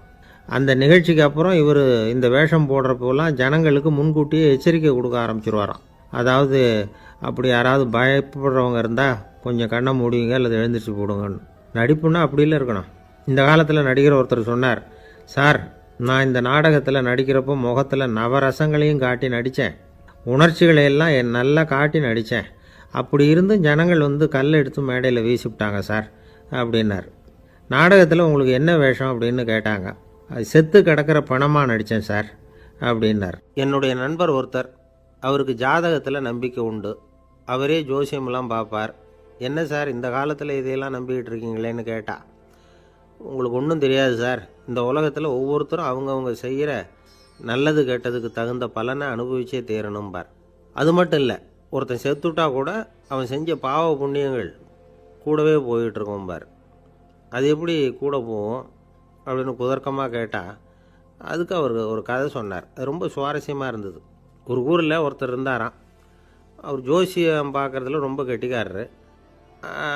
ஒருத்தருடைய தலைமுடியை மட்டும் அவர்கிட்ட காட்டினா போதும், அதை மட்டும் பார்த்துட்டு அவருடைய ஜாதகத்தையே சொல்லிவிடுவாராம். அப்பேற்பட்ட திறமை. அந்த ஆள் ஒரு சமயம் கன்னியாகுமரி கடற்கரைக்கு போயிருந்துருக்கிறார். அங்கே கரை ஓரமாக ஒரு மண்டை ஓடு கிடந்திருக்கு. அதை எடுத்து பார்த்துருக்கிறார். அந்த மண்டை ஓட்டை வச்சுக்கிட்டே அதோட ஜாதகத்தை அலசியிருக்கிறார். இந்த மண்டை ஓட்டுக்கு உரிய ஆசாமி வாழ்க்கையில் ரொம்ப கஷ்டப்பட்டுருக்கிறான், நிறைய கஷ்டத்தை அனுபவிச்சிருக்கிறான், அது தாங்க முடியாமல் தான் கடலில் விழுந்து தற்கொலை பண்ணிகிட்டு இருக்கான் அப்படிங்கிறத அவர் கணிச்சுட்டார். இருந்தாலும் இந்த மண்டை ஓடு இன்னமும் அனுபவிக்க வேண்டியது பாக்கி இருக்குது அப்படிங்கிறதையும் அவர் உணர்றார். அது சரி, ஒருத்த உயிரோடு இருக்கிற வரைக்கும் தானே நல்லது கெட்டதை அனுபவிக்க முடியும். செத்ததுக்கு அப்புறமும் பாக்கி இருக்குன்னா அதை எப்படி அனுபவிக்கிறது? இந்த மண்டை ஓட்டுக்கு இன்னும் கொஞ்சம் பாக்கி இருக்குது அப்படிங்கிறது அவருக்கு புரிஞ்சதே தவிர அதோட அர்த்தம் என்னங்கிறது அவருக்கு சரியாக விளங்கலை. சரி, இதை இன்னும் கொஞ்சம் விவரமாக ஆராய்ச்சி பண்ணி பார்ப்போம் அப்படின்னு நினச்சிக்கிட்டு அதை தன்னுடைய வீட்டுக்கு எடுத்துகிட்டு போயிட்டார். அந்த மண்டை ஓட்டை ஒரு பொட்டியில் வச்சு பூட்டினார். தன்னுடைய தனி அறையில் அதை பத்திரமா வச்சுக்கிட்டார்.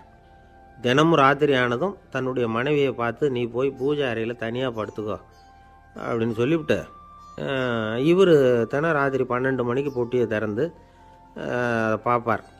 மண்டை ஓடு அப்படியே இருந்ததே தவிர இன்னும் கொஞ்சம் பாக்கி இருக்குங்கிறதுக்கு அர்த்தம் அவருக்கு விளங்கலை. அந்த மண்டை ஓட்டுக்கு இன்னும் என்ன பாக்கி இருக்க போகுது?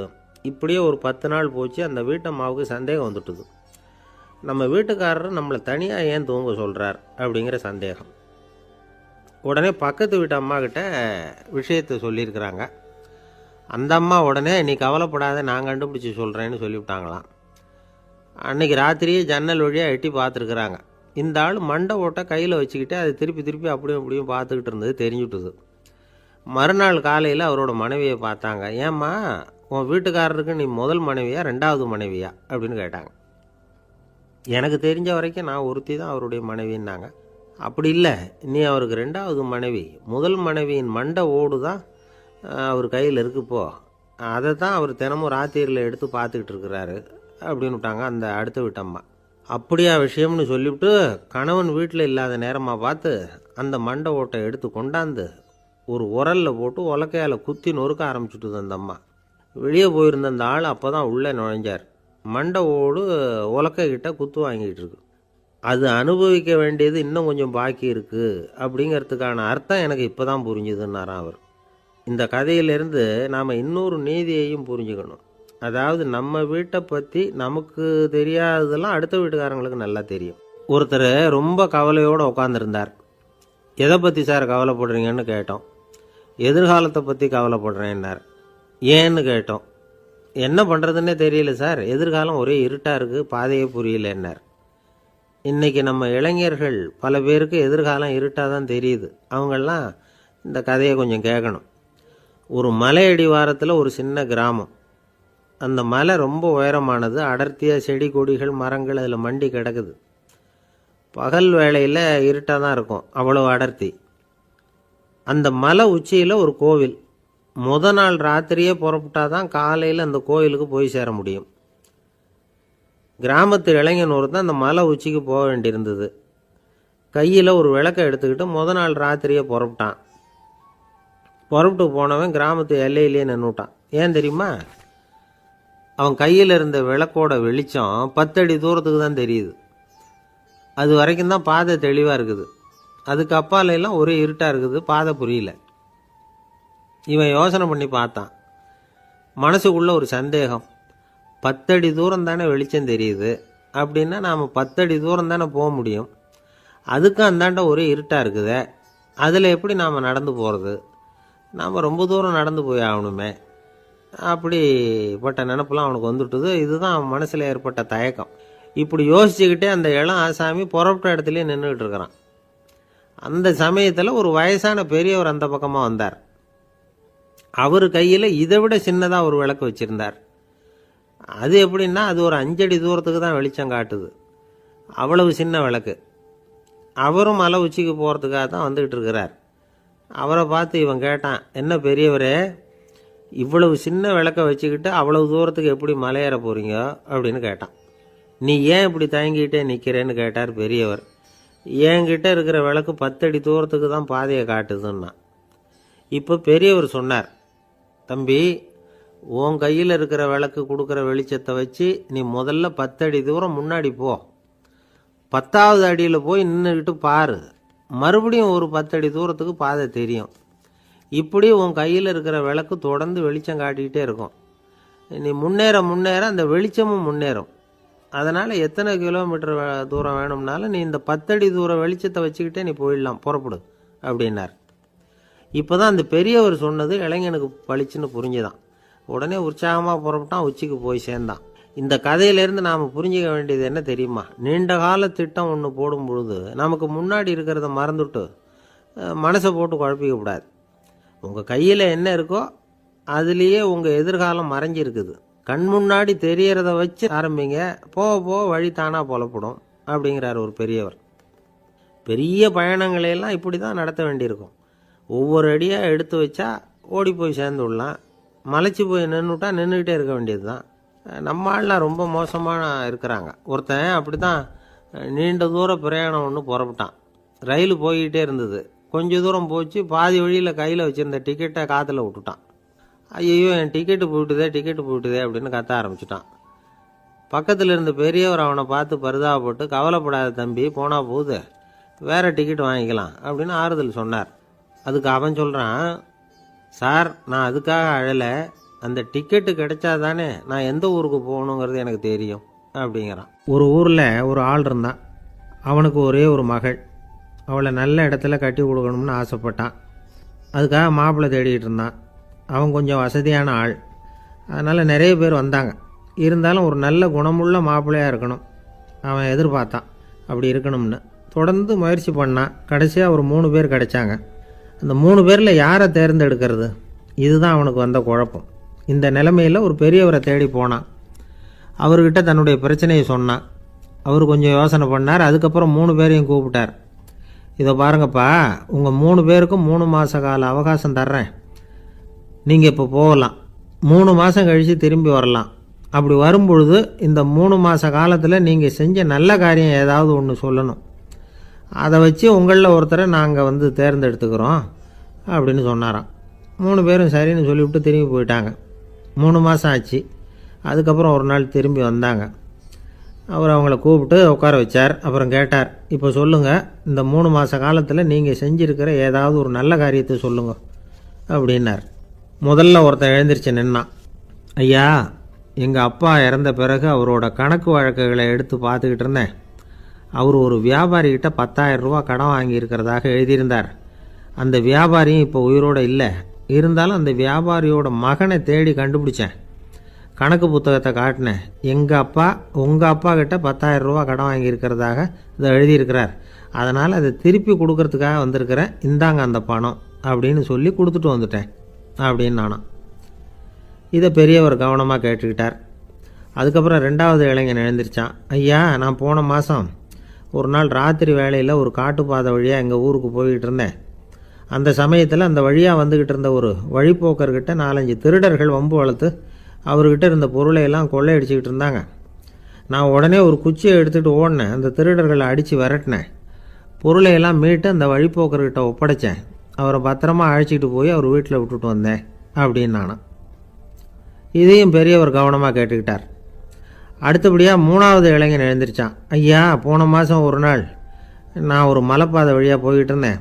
மலைப்பாதை விளிம்பில் ஒரு மதகு கட்டை, அது மேலே ஒரு ஆள் படுத்து தூங்கிட்டு இருந்தான். அந்த பக்கம் தவறி உருண்டு விழுந்திருந்தான்னா அதில் பாதாளம். அது மலையடி வாரத்தில் போய் தான் விழணும். அவ்வளவு பள்ளம். அது தெரியாமல் அவன் பாட்டுக்கு தூங்கிட்டு இருந்தான். நான் உடனே அவன்கிட்ட ஓடி போய் குனிஞ்சு அவன் முகத்தை பார்த்தேன். அப்போ தான் புரிஞ்சுது, அவன் ஏற்கனவே எனக்கு தெரியும். அவனை எனக்கு நிறைய கெடுதல் பண்ணியிருக்கிறான், இடைஞ்சல் கொடுத்தவன். இருந்தாலும் ஐயோ பாவம்னு நினச்சி அவனை எழுப்பி பாதுகாப்பாக வேற ஒரு இடத்துல படுக்க வச்சுட்டு வந்தேன் அப்படின்னு நானாம்.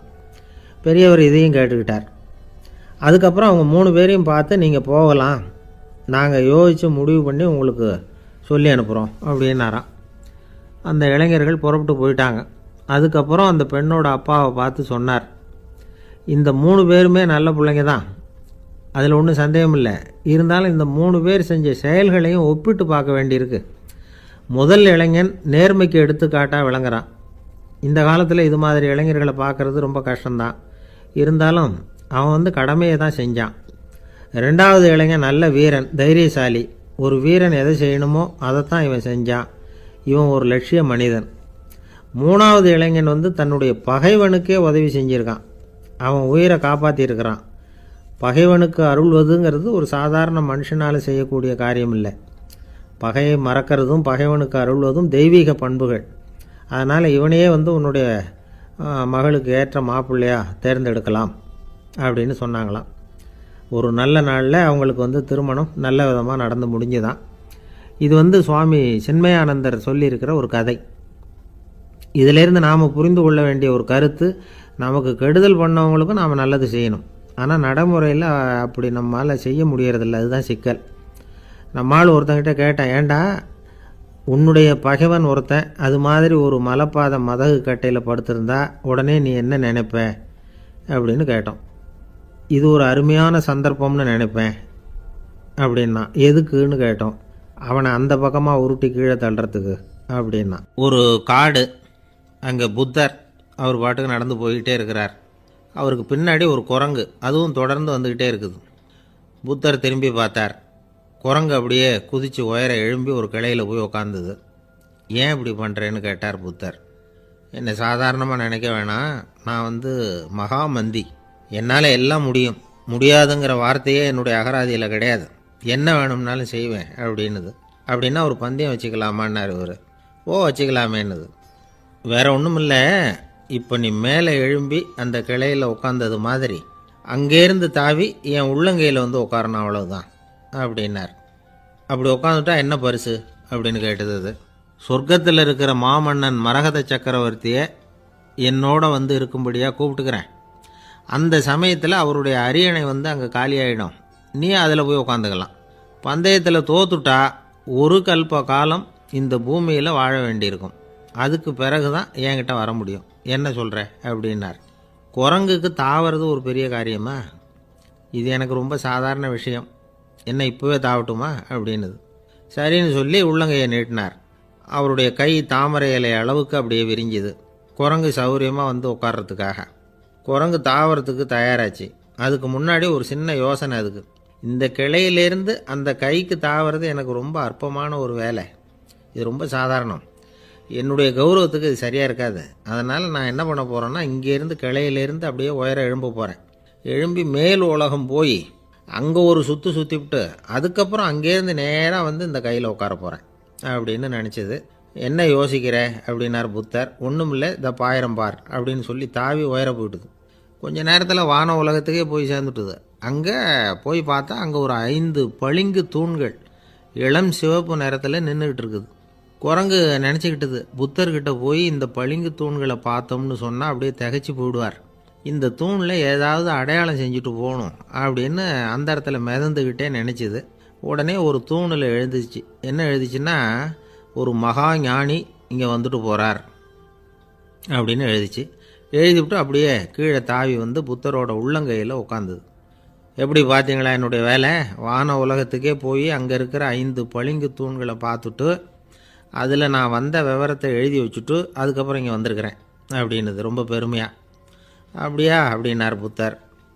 ஆமாம், சந்தேகமாக இருந்தால் வாங்க அழைச்சிட்டு போய் காட்டுறேன் அப்படின்னுது அந்த குரங்கு.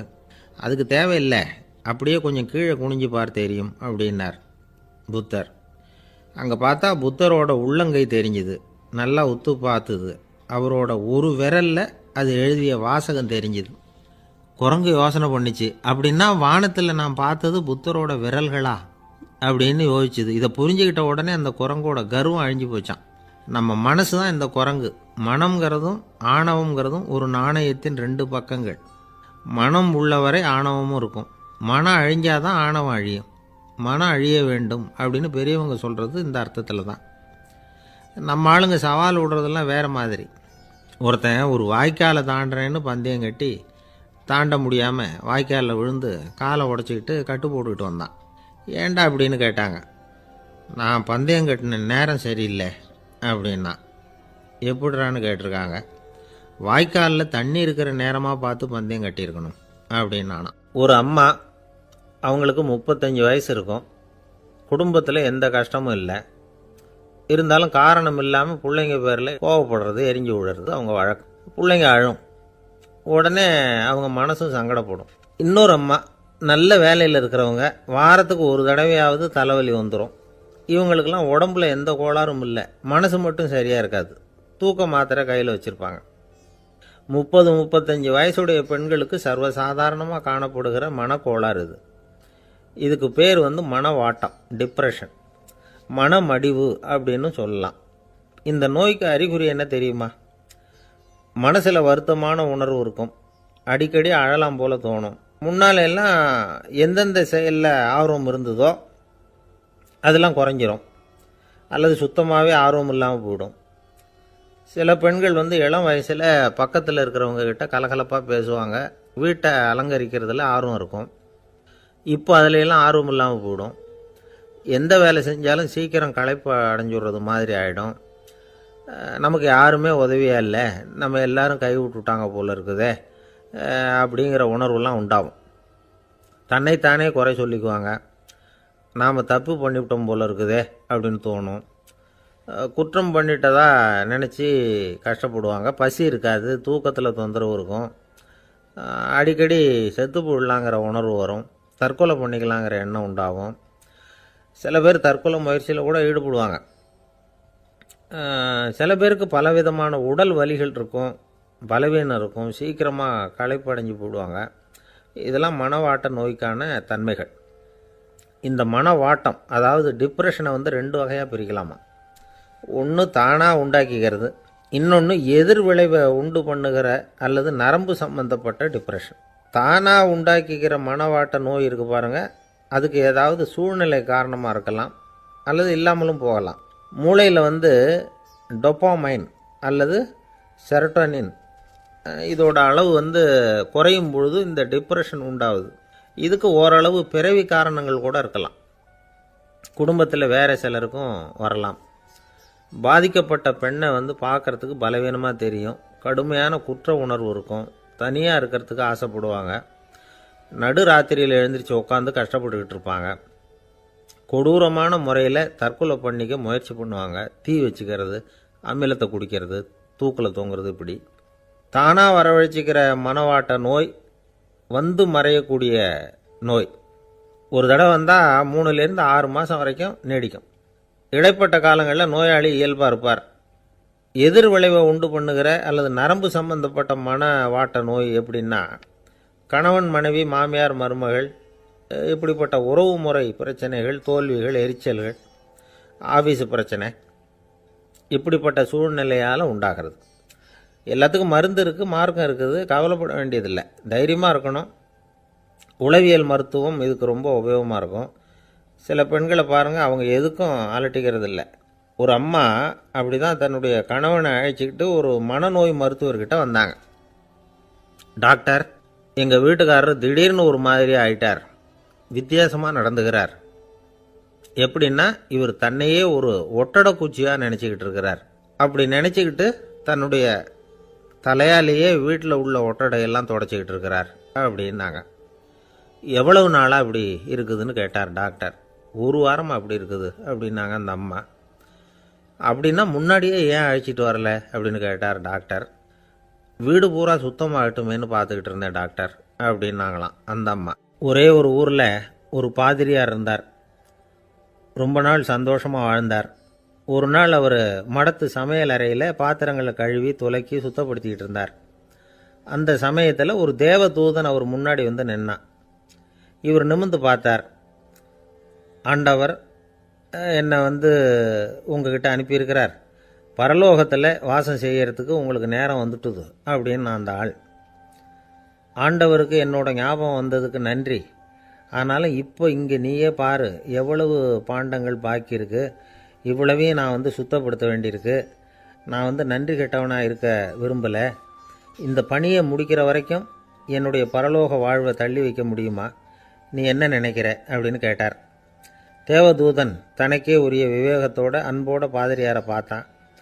சரி, என்ன செய்யலாம்ங்கிறத அப்புறம் சொல்கிறேன் அப்படின்னு சொல்லிவிட்டு புறப்பட்டு போயிட்டான். ஒரு நாள் அந்த பாதிரியார் தோட்டத்தில் உள்ள களைகளை எல்லாம் ஒரு களை கொத்தியால் கொத்தி களை எடுத்துக்கிட்டு இருக்கிறார். அந்த சமயத்தில் இந்த தேவதூதன் மறுபடியும் அவர் முன்னாடி நிற்கிறான். பாதிரியார் பார்த்தார்.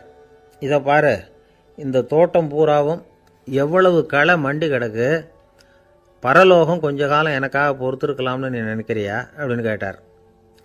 தேவதூதன் சிரிச்சுக்கிட்டே மறுபடியும் மறைஞ்சிட்டான்.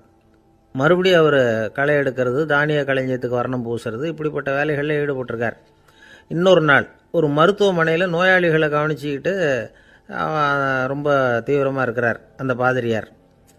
ஒரு நோயாளியோட தாகத்துக்கு தண்ணீர் கொடுத்துட்டு நிமிர்ந்து பார்க்குறப்போ தேவதூதன் மறுபடியும் அவர் முன்னாடி நிற்கிறான். இந்த தடவை பாதிரியார் தன்னலமற்றவராக பேரன்பை காட்டக்கூடிய வகையில் தன்னுடைய 2 கைகளையும் உயர்த்தியபடி தேவதூதனின் கவனத்தை பிணியால் வாடக்கூடிய நோயாளிகளின் பக்கம் திருப்பினாராம். தேவதூதன் ஒன்றும் சொல்லலை, மறைஞ்சிட்டான். அன்னைக்கு சாயந்தரம் பாதிரியார் மடத்தில் உள்ள தன்னுடைய அறைக்கு போய் இளைப்பாறினார். யோசித்து பார்த்தார். தேவதூதனையும் தேவதூதனின் விருப்பத்தையும் பல நாள் தள்ளி போட்டு வந்ததையும் அவர் ரொம்ப நினச்சி பார்த்தார். திடீர்னு தான் முதுமை அடைகிறதையும் சோர்வு அடைகிறதையும் உணர்ந்தார். ஆண்டவரை நினச்சார். ஆண்டவரே, உம்முடைய தூதனை மறுபடியும் என்கிட்ட அனுப்புனா நான் சந்திக்கிறதுக்கு ஆவலாக இருக்கேன் அப்படின்னு சொல்கிறப்பவே தேவதூதன் பக்கத்தில் நின்னான். பாதிரியார் நிமிர்ந்து பார்த்தார். நீ இப்போவே என்னை அழைச்சிக்கிட்டு போக விரும்பினா நான் பரலோகத்துக்கு வர்றதுக்கு தயாராக இருக்கேன்னார். தேவதூதன் அந்த பாதிரியாரை அன்போடவும் விவேகத்தோடவும் பார்த்து, நீங்கள் என் கூட பரலோகத்துக்கு வர்ற தயாராக இருக்கிறதா சொல்கிறீங்க, ஆனால் நீங்கள் இது வரைக்கும் வேறு எங்கே இருந்ததா நினைக்கிறீங்க அப்படின்னு நானும். அப்படின்னா இது வரைக்கும் இருந்த இடம் தான் பரலோகம் அப்படிங்கிறத உணர்த்தியிருக்கிறான். பரலோகம்னா என்னென்னு புரிஞ்சுக்கிறதுக்கு இந்த சம்பவம் நமக்கு உதவியாக இருக்குது. தொண்டு செய்கிறத விட பெரிய செயல் வேறு எதுவும் இருக்க முடியாது. அது நம்ம மனசுக்கு கொடுக்குற சுகத்தை வேறு எதுவும் கொடுக்க முடியாது. நாம் தொண்டு செய்கிற இடம் தான் அந்த புண்ணிய இடம். ஆனால் இந்த காலத்துல எல்லாம் நாம் தொண்டு செய்யணும்னு நினச்சி ஏதாவது ஆரம்பித்தா கூட அதை ஒரு மாதிரியாக சுற்றி நின்று வேடிக்கை பார்க்க ஆரம்பிச்சிடுறாங்க. ஒரு பெரியவர் அப்படி தான் ஒரு தொண்டு செஞ்சுக்கிட்டு இருந்தார். ஒரு கோவில் கட்டிக்கிட்டு இருந்தாங்க. அதில் ஒரு இடத்துல ஒரு பலகையை வச்சு ஆணி அடிக்கிற வேலையை செஞ்சுக்கிட்டு இருந்தார் அந்த பெரியவர். ஒரு சின்ன பையன் அதை ரொம்ப ஊக்கமாக அக்கறையாக கவனிச்சிக்கிட்டு இருந்தான். பெரியவர் இதை கவனித்தார். என்னப்பா பார்க்குற, உனக்கும் இது மாதிரி தொண்டு செய்யணும்னு ஆசையாக இருக்கா அப்படின்னு கேட்டார். அதுக்கு அந்த பையன் சொல்கிறான், அப்படி இல்லைங்க, நீங்கள் ஆணி அடிக்கிறப்போ கையில் சுத்தியால் அடிச்சுக்கிட்டா எப்படி துடிப்பீங்க, எப்படி கத்துவீங்கன்னு தெரிஞ்சுக்கிறதுக்காக அதை பார்க்கணும்னு ஆசை, அதுக்காக தான் காத்துக்கிட்டு இருக்கேன் அப்படின்னு நானும். ஒரு ஊரில் ஒரு ஞானி இருக்கிறார். ரொம்ப பெரிய ஞானி, ரொம்ப வயசாகிட்டுது. கடைசி காலத்தில் அவர்கிட்ட சில பேர் வந்தாங்க. உங்கள் குரு யார் அப்படின்னு கேட்டாங்க. அவர் நிமிர்ந்து பார்த்தார். எனக்கு ஆயிரக்கணக்கான குருமார்கள் உண்டு, அவங்க பேரெல்லாம் சொல்லணும்னா இந்த காலம் பத்தாது. ஆனால் முக்கியமான ஒரு 3 பேரை பற்றி மட்டும் உங்களுக்கு சொல்கிறேன் அப்படின்னாராம். அப்புறம் சொன்னார், அந்த 3 பேரில் ஒருத்தன் ஒரு திருடன். ஒரு சமயம் ஒரு பாலைவனம் வழியாக நான் போய்கிட்டு இருந்தேன். அப்போது வழி தவறி போய் ஒரு கிராமத்துக்கு போயிட்டேன். அது இருட்டு நேரம், நடுராத்திரி, ஊரே உறங்கி போச்சு. அந்த நேரத்தில் ஒரு ஆள் மட்டும் ஒரு வீட்டு சுவத்தில் ஏதோ பண்ணி உள்ளே நுழையிறதுக்கு முயற்சி பண்ணிகிட்டு இருக்கிறான். அவங்கிட்ட போய் நான் இன்றைக்கி இங்கே எங்கே தங்க முடியும் அப்படின்னு கேட்டேன். அதுக்கு அவன், இந்த ராத்திரி வேளையில் அது ரொம்ப சிரமம், ஒரு திருடனோட உங்களால் தங்க முடியும்னா நீங்கள் என்னோட தங்கலாம் அப்படின்னா. நான் அவங்க கூட 1 மாதம் தங்கியிருந்தேன். ஒவ்வொரு நாள் ராத்திரியும் இப்போ நான் என்னுடைய வேலைக்கு போகிறேன், நீங்கள் ஓய்வு எடுத்துக்கோங்க அப்படின்னு சொல்லிவிட்டு போவான். அவன் திரும்பி வந்த உடனே உனக்கு ஏதாவது கிடைச்சிதான்னு நான் கேட்பேன். அதுக்கு அவன், இன்றைக்கி ராத்திரி ஒன்றும் இல்லை, நாளைக்கு மறுபடியும் முயற்சி பண்ணுவேன் அப்படின்பா. எப்பவும் அவன் நம்பிக்கை இழந்ததே கிடையாது, எப்பவும் சந்தோஷமாகவே இருப்பான். நானும் ரொம்ப காலமாக தியானம் பண்ணிக்கிட்டே இருந்தேன், ஒன்றுமே நடக்கலை. ஆனால் நான் என்ன பண்ணேன் தெரியுமா, மனசு வருத்தப்படும், நம்பிக்கை இழந்துருவேன். அப்போல்லாம் அந்த திருடனுடைய விடாமுயற்சி தான் ஞாபகத்துக்கு வரும். அதனால் அந்த திருடன் எனக்கு ஒரு குரு. என்னுடைய 2வது குரு யாருன்னா அது ஒரு நாய். இது எப்படின்னா, ஒரு சமயம் எனக்கு ரொம்ப தாகமாக இருந்தது. ஒரு நதியை நோக்கி போய்கிட்டு இருந்தேன். அப்போ ஒரு நாயும் வந்தது. அதுக்கும் தாகம். ஓடி வந்து ஆற்றை பார்த்துது. அதோட நிழல் வந்து ஆற்றுல தெரிஞ்சுது. அதை பார்த்ததும் பயந்துட்டுது. அதாவது அது தன்னுடைய சொந்த உருவத்தையே கண்டு பயந்தது. அதை பார்த்து குறைக்குது, திரும்பி ஓடிச்சு. ஆனால் அதுக்கு தாகம் அதிகமாக இருந்ததுனால அது மறுபடியும் திரும்பி வந்தது. பார்த்தா மறுபடியும் தண்ணியில் நாயோட உருவம் தெரியுது. இப்படி சில தடவை பண்ணிச்சு. இருந்தாலும் கடைசியில் தண்ணியில் குதிச்சுட்டுது துணிஞ்சி. இப்படி குதித்த உடனே அதோட உருவமும் மறைஞ்சுட்டுது. இதை பார்த்தேன். நான் என்ன புரிஞ்சுக்கிட்டேன்னா, எவ்வளவு தான் பயம் இருந்தால் கூட ஒருத்தன் தைரியமாக காரியத்தில் இறங்கணும் அப்படிங்கிறத புரிஞ்சுக்கிட்டேன். இந்த போதனை அந்த நாய்கிட்ட இருந்து எனக்கு கிடைச்சிது. இது ஒன்று. அடுத்தது என்னுடைய 3வது குரு யாருன்னா, அது ஒரு சின்ன குழந்தை. நான் ஒரு சமயம் ஒரு நகரத்துக்கு போனேன். அங்கே ஒரு குழந்தை எரிகிற மெழுகுவத்தி ஒன்று எடுத்துக்கிட்டு வந்தது. நான் அந்த குழந்தைய பார்த்து வேடிக்கையாக கேட்டேன், ஏன் பாப்பா இந்த மெழுகுவத்தியை நீயாவே கொளுத்துனியா அப்படின்னு கேட்டேன். ஆமான்னுது அந்த குழந்தை. சரி, இந்த மெழுகுவத்தி முன்னாடி எரியாமல் இருந்தது, இப்போ எரியுது. இந்த மெழுகுவத்திக்கு வெளிச்சம் எங்கேருந்து வந்தது, அதை எனக்கு காட்ட முடியுமா அப்படின்னு கேட்டேன் அந்த குழந்தைகிட்ட. இதுக்கு அந்த குழந்தை சிரிச்சுக்கிட்டு அந்த மெழுகுவத்தியை ஊதி அணைச்சுட்டுது. அதுக்கப்புறம் என்னை பார்த்து கேட்டுது, இப்போ இந்த மெழுகுவத்தியின் வெளிச்சம் போனதை பார்த்தீங்க இல்லையா, அது எங்கே போச்சுன்னு எனக்கு சொல்லுங்க அப்படின்னுது. அந்த குழந்தை இப்படி கேட்டதும் என்கிட்ட இருந்த ஆணவம் அழிஞ்சுட்டுது. நான் படித்ததெல்லாம் அந்த வினாடியில் சுக்கு நூறாக போயிட்டுது. என்னுடைய முட்டாள்தனத்தை நான் உணர்ந்தேன் அப்படின்னு இவ்வளவும் அந்த ஞானி விவரமாக சொன்னாராம். அதனால் நாம் இன்னார்கிட்டே இருந்து தான் இதை கற்றுக்கணுங்கிறது இல்லை, யாருக்கிட்டே இருந்தும் எதையும் கற்றுக்கலாம்.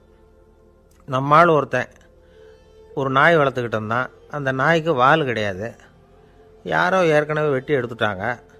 இந்த நாய் தான் சார் எனக்கு குரு, அதுகிட்டே இருந்து கூட நான் பாடம் கற்றுக்கிட்டு இருக்கிறேன் அப்படின்னா. அப்படி என்ன கற்றுக்கிட்டேன் அந்த வால் இல்லாத நாய்கிட்டே இருந்து அப்படின்னு கேட்டோம். நாம் யாருக்கிட்டையும் வாலாட்டக்கூடாது அப்படிங்கிற பாடத்தை அதுகிட்டே இருந்து தான் நான் கற்றுக்கிட்டேன் அப்படின்னா. ஒருத்தர் சிகரெட்டும் கையுமா வந்தார். சார், இந்த புகைப்பிடிக்கிற பழக்கத்தை நிறுத்தி போடணும்னு தான் பார்க்குறேன், முடியலேன்னார். புகைப்பிடிக்கிறத நிறுத்துறது ரொம்ப சுலபம் சார் அப்படின்னார் இன்னொருத்தர். எப்படி சொல்கிறீங்கன்னு கேட்டார் அவர். நான் கூட ஏற்கனவே 10 தடவை அந்த பழக்கத்தை நிறுத்தி இருக்கிறேன் சார் அப்படின்னார் இவர். இதிலேருந்து என்ன தெரியுது, புகைப்பழக்கத்தை திடீர்னு விட்டு விடுறதுங்கிறது ரொம்ப கஷ்டம்னு தெரியுது. இருந்தாலும் இது சம்பந்தமான ஆராய்ச்சி, அனுபவம், இது ரெண்டையும் அடிப்படையாக வச்சு சில வழிமுறைகளை சொல்கிறாங்க. அதாவது புகைப்பிடிக்கிறத நிறுத்துறதுக்கு 10 வழிகள் உண்டு அப்படின்னு சொல்கிறாங்க. அது என்னங்கிறத தெரிஞ்சுக்கிட்டா உபயோகப்படுதான்னு பார்க்கலாமே. முதல் கருத்து என்னன்னா, கொஞ்ச நாளைக்கு புகைப்பிடிக்கிற நண்பர்களை விட்டு விலகி இருக்கணும். இதனால் புகைப்பிடிக்கிற ஆசை குறையும். அந்த பழக்கத்தை மறுபடியும் ஆரம்பிக்கக்கூடாதுங்கிற எண்ணம் உறுதிப்படும். 2வது கருத்து, புகைப்பிடிக்கிறதை எதிர்த்து தீவிரமாக பிரச்சாரம் செய்ய ஆரம்பிச்சிடணும். அது அடுத்தவங்களுக்கும் உபயோகப்படும், உங்களுக்கும் உபயோகப்படும். உங்கள் உள்ளுணர்வை அது தூண்டும், உங்களை உறுதி கொள்ள வைக்கும். 3வது கருத்து என்னென்னா, தினமும் 2 தடவை குளிக்கணும். எப்படி தெரியுமா, முதல்ல வெது வெதுப்பான தண்ணீர், அப்புறம் குளிர்ந்த தண்ணீர், இப்படி மாறி மாறி குளிக்கணுமா. 4வது கருத்து, உடற்பயிற்சிகள் செய்யணும். மூச்சு வாங்குற மாதிரியான பயிற்சிகள் ரொம்ப நல்லதான். பிராணாயாமம் அப்படிங்கிற மூச்சு பயிற்சி ரொம்ப நல்லதுங்கிறாங்க. அப்புறம் 5வது கருத்து, சாப்பாடு மிதமாக இருக்கணும், சீராக இருக்கணும். பச்சை காய்கறிகள், பழங்கள் சாப்பாட்டில் சேர்த்துக்கலாம். அடிக்கடி கொஞ்சம் கொஞ்சமாக சாப்பிட்டு ரத்தத்தில் சர்க்கரையின் அளவை பராமரிக்கணும். இது நரம்புகளை அமைதிப்படுத்தும். 6வது கருத்து என்னென்னா, ரொம்ப நேரம் பசியோடு இருக்கக்கூடாது. புகைப்பிடிக்கிறத நிறுத்த முயற்சி செய்யும் பொழுது எடை குறைப்பு நடவடிக்கைகளை மேற்கொள்ளக்கூடாது. 7வது கருத்து, காப்பி, தேநீர், மதுபானம், அப்புறம் போதைப் பொருள்கள் கலந்த உணவுகள் இதெல்லாம் வேணாம். புகைப்பிடிக்கிறத அதெல்லாம் ஊக்கப்படுத்தும். கடுகு, மிளகு, அப்புறம் காரமான பொருள்களை தவிர்க்கணும். உப்பு அளவை குறைக்கணும். தினமும் 10 குவளை தண்ணீராவது குடிக்கணும். வெறும் தண்ணி புகைப்பிடிக்கிற ஆவலை தணிக்குதான்.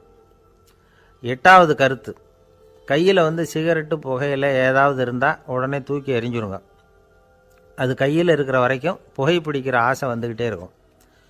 9வது கருத்து என்னென்னா, இறை நம்பிக்கை உள்ளவங்க புகைப்பிடிக்கிற எண்ணம் வர்றப்போவெல்லாம் பிரார்த்தனை செய்ய ஆரம்பிச்சுடலாம்.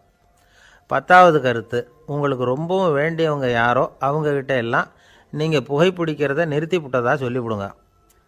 இந்த 10 வழிகளையும் கடைபிடிக்க ஆரம்பிச்சுட்டா புகைப்பிடிக்கும் பழக்கத்தை நிறுத்தி விடலாம் அப்படின்னு சொல்கிறாங்க அனுபவப்பட்டவங்க. முயற்சி பண்ணி பார்க்கலாம். ஒரு முக்கியமான இடத்துல நின்றுக்கிட்டு இருந்தார் அவர். திபேத்தில் ஒரு பழங்கால பழமொழி உண்டான், 100 பேர் செல்லலாம், எப்பொழுதாவது ஒருவன் அபூர்வமாக அடைய வேண்டிய இடத்தை அடைவான். இதுதான் அந்த பழமொழி. ஒரு உன்னதமான இலக்கை அடையணும்னா அது அவ்வளவு சுலபமான காரியம் இல்லை. இந்த காலத்து மடாலயம் ஒன்று, அதில் ஒரு தலைவர், அவருக்கு வயசாகிட்டுது, தனக்கு ஒரு வாரிசை நியமிக்கணும் அப்படின்னு ஆசைப்பட்டார். ரொம்ப கஷ்டப்பட்டு ஒருத்தரை பிடிச்சார். தனக்கு வாரிசாக நியமிச்சுட்டு அவர் சமாதி ஆகிட்டார். புதுசாக பொறுப்பேற்றுக்கிட்டவர் அப்படியே உட்காந்துருந்தார். அவரை தேடிட்டு பத்திரிகை நிருபர்கள்லாம் வந்தாங்க, கேட்டாங்க. அவர் உங்கள் பொறுப்பில் அவர் பெரியவர் விட்டுட்டு போன இது எவ்வளவு சுமாராக தேரும், எவ்வளவு விட்டுட்டு போனார் அப்படின்னு கேட்டிருக்கிறாங்க. அது என்ன ஒரு 50 லட்சம் இருக்கும் அப்படின்னாராம். அவ்வளவும் பணமா அப்படின்னு கேட்டிருக்காங்க. இல்லைங்க, கடன் அப்படின்னாராம் இவர். ஒரு ஊரில் ஒரு ஆள் இருந்தான். கற்பனையிலேயே காலத்தை கடத்திக்கிட்டு இருந்தான். ஒரு நாள் ஒரு மரத்தடியில் உட்காந்துருந்தான். அவனுக்கு பசிக்கிற மாதிரி தெரிஞ்சுது. உடனே கற்பனையிலேயே சாப்பிட ஆரம்பிச்சிட்டான். அதாவது எதிரில் இலை போட்டு சாப்பாடு போடப்பட்டிருக்கிறதாகவும் அதை இவன் சாப்பிட்றதாகவும் நினச்சிக்கிட்டு கையை மட்டும் வாய்க்கும் தரைக்குமா அப்படியும் இப்படியும் கொண்டுகிட்டு போய் பாவனை பண்ணிகிட்டே இருக்கிறான். தூரத்தில் இருந்து பார்க்குறவங்களுக்கு இவன் ஏதோ பலமான விருந்து சாப்பிட்டுக்கிட்டு இருக்கிறான் அப்படின்னு தான் தோணும். அது மாதிரியே பண்ணிக்கிட்டு இருந்தான். அந்த வழியாக ஒரு சன்னியாசி வந்துகிட்டு இருந்தார். இவனை பார்த்தார். என்ன இவன் இப்படி பண்ணிட்டு இருக்கிறானே அப்படின்னு நினைச்சாரு. கொஞ்ச நேரம் அவனையே உத்து பார்த்துக்கிட்டு இருந்தார். இவரை பார்த்ததும் அவன் இன்னமும் சுவாரஸ்யமா சாப்பிட ஆரம்பிச்சுட்டான். அப்பப்பா, என்ன இது, இந்த குழம்பு இவ்வளவு காரமா இருக்கு, என்னுடைய நாக்கே எரிஞ்சு போடும் போல இருக்க அப்படின்னு சொல்லிட்டு பக்கத்துல ஒரு குவளையை எடுத்து தண்ணி குடிக்கிறது மாதிரி பாவனை பண்றான். அப்பாடா, இப்போ கொஞ்சம் பரவாயில்ல அப்படின்னு சொல்லிட்டு குவளையை கீழே வைக்கிறது மாதிரி ஒரு பாவனை பண்றான். சன்னியாசி பார்த்தார். என்னப்பா, சாப்பாட்டுல காரம் அதிகமோ அப்படின்னார். ஆமா சுவாமி, ஞாபகம் மறதியில் கொஞ்சம் மிளகாய் அதிகமா சேர்த்துக்கிட்டேன் அப்படின்னா. சரி சாப்பிடு அப்படின்னு சொல்லிட்டார். அவன் சாப்பிட்டு முடிக்கிற வரைக்கும் பொறுமையா உட்காந்துருந்தார். அவன் அப்பாடா அப்படின்னு சொல்லிட்டு மறுபடியும் தண்ணி எடுத்து குடிச்சான். எல்லாம் கற்பனையிலேயே. அதுக்கப்புறம் சன்னியாசி பேச ஆரம்பிச்சார். இதை பாருப்பா, உன்னுடைய கற்பனையை நான் மெச்சுறேன். இருந்தாலும் உன் சாப்பாட்டுல ஒரு இனிப்பையும் வச்சிருக்கலாமே, ஏன் மிளகாய அளவுக்கு அதிகமா போட்டுட்டு அவஸ்தைப்படுறேன் அப்படின்னார். அவன் யோசிக்க ஆரம்பிச்சான். அதுக்கப்புறம் இவர் சொன்னார், இதை பாருப்பா, இனிமேல உன்னுடைய கற்பனையும் உயர்ந்ததாக இருக்கட்டும் அப்படின்னு உபதேசம் பண்ணிவிட்டு போனார். எப்பவும் உயர்வை பத்தியே சிந்திக்கணும். உயர்வு கிடைக்கலன்னா கூட அப்படி சிந்திக்கிறத நிறுத்தப்படாது அப்படிங்கிறார் திருவள்ளுவர். உள்ளுவது எல்லாம் உயர் உள்ளல், மற்ற அது தள்ளினும் தள்ளாமை நேர்த்து. ஊக்கம் இல்லாம உலகத்துல வாழ்ந்து பிரயோஜனம் இல்லை. அதனால உயர்வாகவே சிந்திக்கணும். அது நம்மளை ஊக்கப்படுத்தும். இது பெரிய ஒரு வாக்கு. இந்த உலகத்துல கற்பனையிலேயே வாழ்கிற சில கஞ்சர்களும் உண்டு. அதாவது 2 கஞ்சர்கள், 2 பேரும் பக்கத்து ஊர்ல இருந்தாங்க. பொங்கல் சமயம் ஒரு கஞ்சன் தன்னுடைய மகனை கூப்பிட்டான். இதோ பாருப்பா, பக்கத்து ஊர்ல என்னுடைய நண்பன் ஒருத்தன் இருக்கிறான். அவனுக்கு பொங்கல் பரிசு ஏதாவது கொடுக்கணும். நான் ஒரு 4 ஆட்டுக்குட்டியை தரேன், நீ கொண்டுகிட்டு போய் கொடுத்துட்டு வந்து விடுறியா அப்படின்னு கேட்டான். சரி, நான் புள்ள ஒரு பைய கையில் எடுத்துக்கோன்னா. அவன் எடுத்துக்கிட்டான். இந்த ஆட்டுக்குட்டி பிடிச்சிக்கோ அப்படின்னு சொல்லி ஒவ்வொன்னா போடுறேன் பார் அப்படின்னு சொல்லிட்டு 1 2 3 4 அப்படின்னு எண்ணிக்கிட்டே வெறும் சைகையாலேயே ஆட்டுக்குட்டியை பிடிச்சி போடுறது மாதிரி பாவனை பண்ணிட்டு இருக்கிறான். அவன் பிள்ளையும் அது ரொம்ப அக்கறையா வாங்கிக்கிறது மாதிரி வாங்கிட்டு அந்த பைய தூக்கிட்டு அடுத்த ஊருக்கு போறான். இவன் அங்க போய் சேர்ந்த நேரத்துல அந்த கஞ்சன் ஊர்ல இல்ல, எங்கேயோ வெளியில போயிருக்கிறான். அவனோட புள்ள மட்டும்தான் வீட்டுல இருந்தான். இவன் அவன்கிட்ட, இதை பாரு, எங்க அப்பா உங்க அப்பாவுக்கு ஆட்டுக்குட்டி கொடுத்து அனுப்பியிருக்கிறாரு, குடிச்சுக்கோ அப்படின்னு சொல்லி பாவனையிலேயே ஒவ்வொன்னா எடுத்து அவன்கிட்ட கொடுத்துட்டான். அவனும் வாங்கிட்டான் வாங்கறது மாதிரி. அப்புறம் சொன்னான், சரிப்பா, நானும் பதிலுக்கு ஏதாவது ஒன்னுகிட்ட கொடுக்கணும் இல்லையா, அதனால அந்த பைய புடி, ஒரு 10 எலுமிச்சம்பழம் தரேன், பதிலுக்கு அதை நீ எடுத்துட்டு போ அப்படின்னு சொல்லி கையாலேயே ஒவ்வொன்னா எடுத்து போடுறது மாதிரி பாவனை பண்ணிவிட்டான். அவனும் ரொம்ப நன்றி அப்படின்னு சொல்லிவிட்டு அதை வாங்கிட்டு போயிட்டான். கொஞ்ச நேரம் கழிச்சு வெளியில போயிருந்த அப்பங்காரன் திரும்பி வந்தான். உள்ள சொன்னான், அப்பா, உன்னோட நண்பர் அவருடைய மகன் மூலமா உனக்கு 6 ஆட்டுக்குட்டி கொடுத்து அனுப்பியிருந்தார். நானும் பதிலுக்கு ஒரு 10 எலுமிச்சம்பழம் கொடுத்து அனுப்பியிருக்கிறேன் அப்படின்னா. எப்படிடா கொடுத்தேன்னு கேட்டார் அப்பா. இப்படிதான் கொடுத்தேன்னு சொல்லி சைகையிலேயே காட்டினான். இதை பார்த்ததும் அப்பங்காரனுக்கு பயங்கரமா கோவம் வந்துட்டுது. பலார்னு அரைஞ்சுட்டான் பையனு. ஏன்பா அரைஞ்ச? 10 எலுமிச்சம்பழம் கொடுத்துட்டேனே அப்படிங்கிறதுக்காகவா அப்படின்னு கேட்டான். அது கூட பரவாயில்ல, நீ காட்டுற சைகையை பார்த்தா ஆரஞ்சு பழம் சைஸுக்கு இருக்குதே, அவ்வளவு பெருசா ஏன் கொடுத்த? அதுதான் எனக்கு கோபம் அப்படின்னா.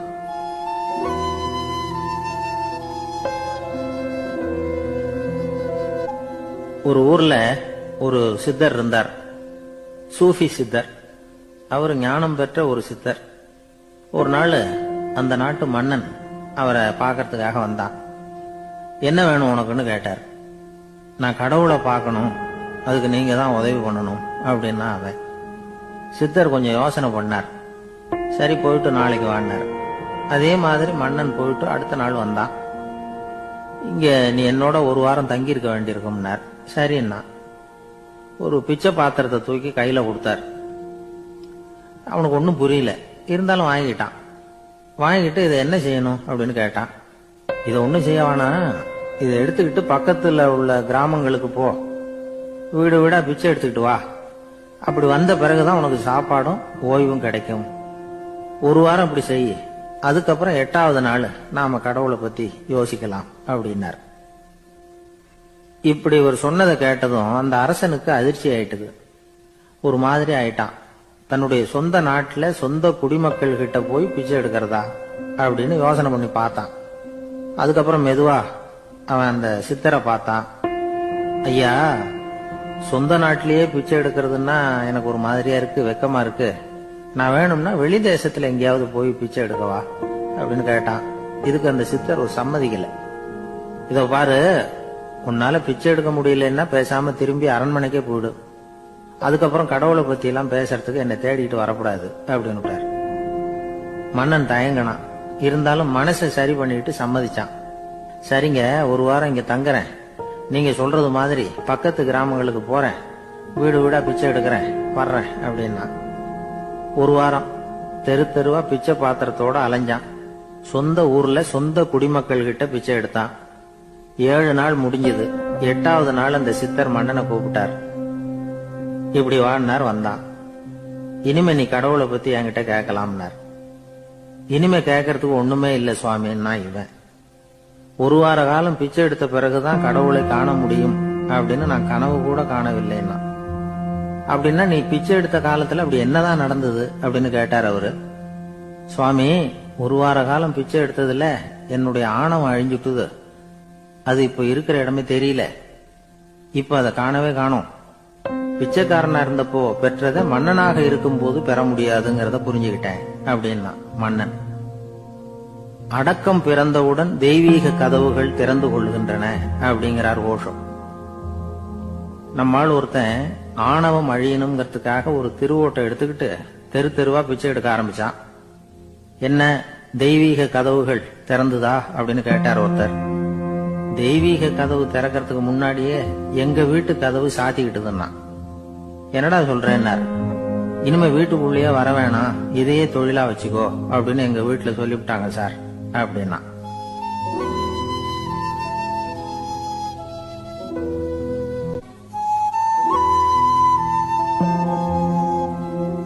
ஒரு பள்ளிக்கூடம் வகுப்பு நடந்துகிட்டு இருக்கு. ஆசிரியர் பாடம் நடத்திக்கிட்டு இருக்கிறார். நடத்தி முடிச்ச உடனே கேட்டார், மாணவர்களே, இதுவரைக்கும் நான் நடத்தின பாடத்துல உங்களுக்கு ஏதாவது சந்தேகம் இருக்கா அப்படின்னு கேட்டார். அப்புறம் ஒவ்வொருத்தரா கேட்டார். ஒரு மாணவன் எழுந்திருச்சான். சார், எனக்கு சந்தேகம் எதுவுமே இல்லைன்னா. ஏன்னு கேட்டார். ஏன்னா எனக்கு நீங்க நடத்தின பாடம் தெளிவா புரிஞ்சுட்டுது, அதனால சந்தேகம் வரலன்னா. இன்னொரு மாணவன் எழுந்திருச்சான். சார், எனக்கும் சந்தேகம் எதுவும் இல்லைன்னா. ஏண்டான்னு கேட்டார். ஏன்னா எனக்கு நீங்க நடத்தின பாடம் எதுவுமே புரியல, அதனால சந்தேகம் வரல அப்படின்னா.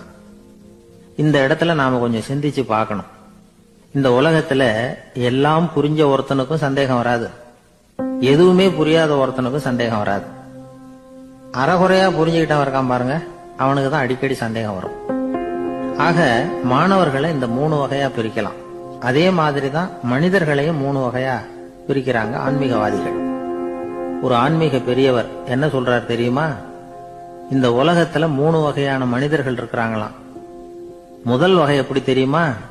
இவங்களுக்கு எதையும் தெரிஞ்சுக்கணுங்கிற அவசியமே கிடையாது. ஏன்னா அவங்களுக்கு எல்லாமும் தெரியும்.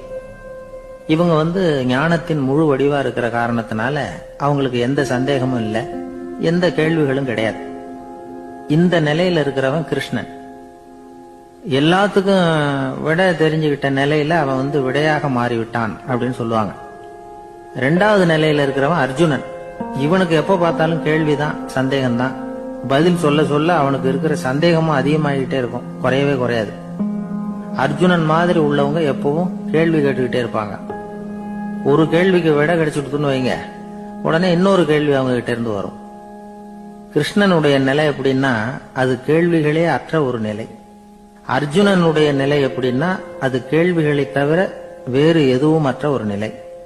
இவங்களை தவிர இன்னொரு ஆள் இருக்கிறான், அவனுக்கும் கேள்விகள் அற்ற ஒரு நிலை தான். அவன் யாருன்னா துரியோதனன். இவனுக்கு தெரிஞ்சுக்கணுங்கிற எண்ணமே சுத்தமா கிடையாது. ஆவலே இல்லைங்கிறதுனால அதை புரிஞ்சுக்கணுங்கிற அவசியமும் இல்லை. அதனால அவனுக்கு கேள்விகள் அற்ற ஒரு நிலையில அவன் இருந்துகிட்டு இருக்கிறான்.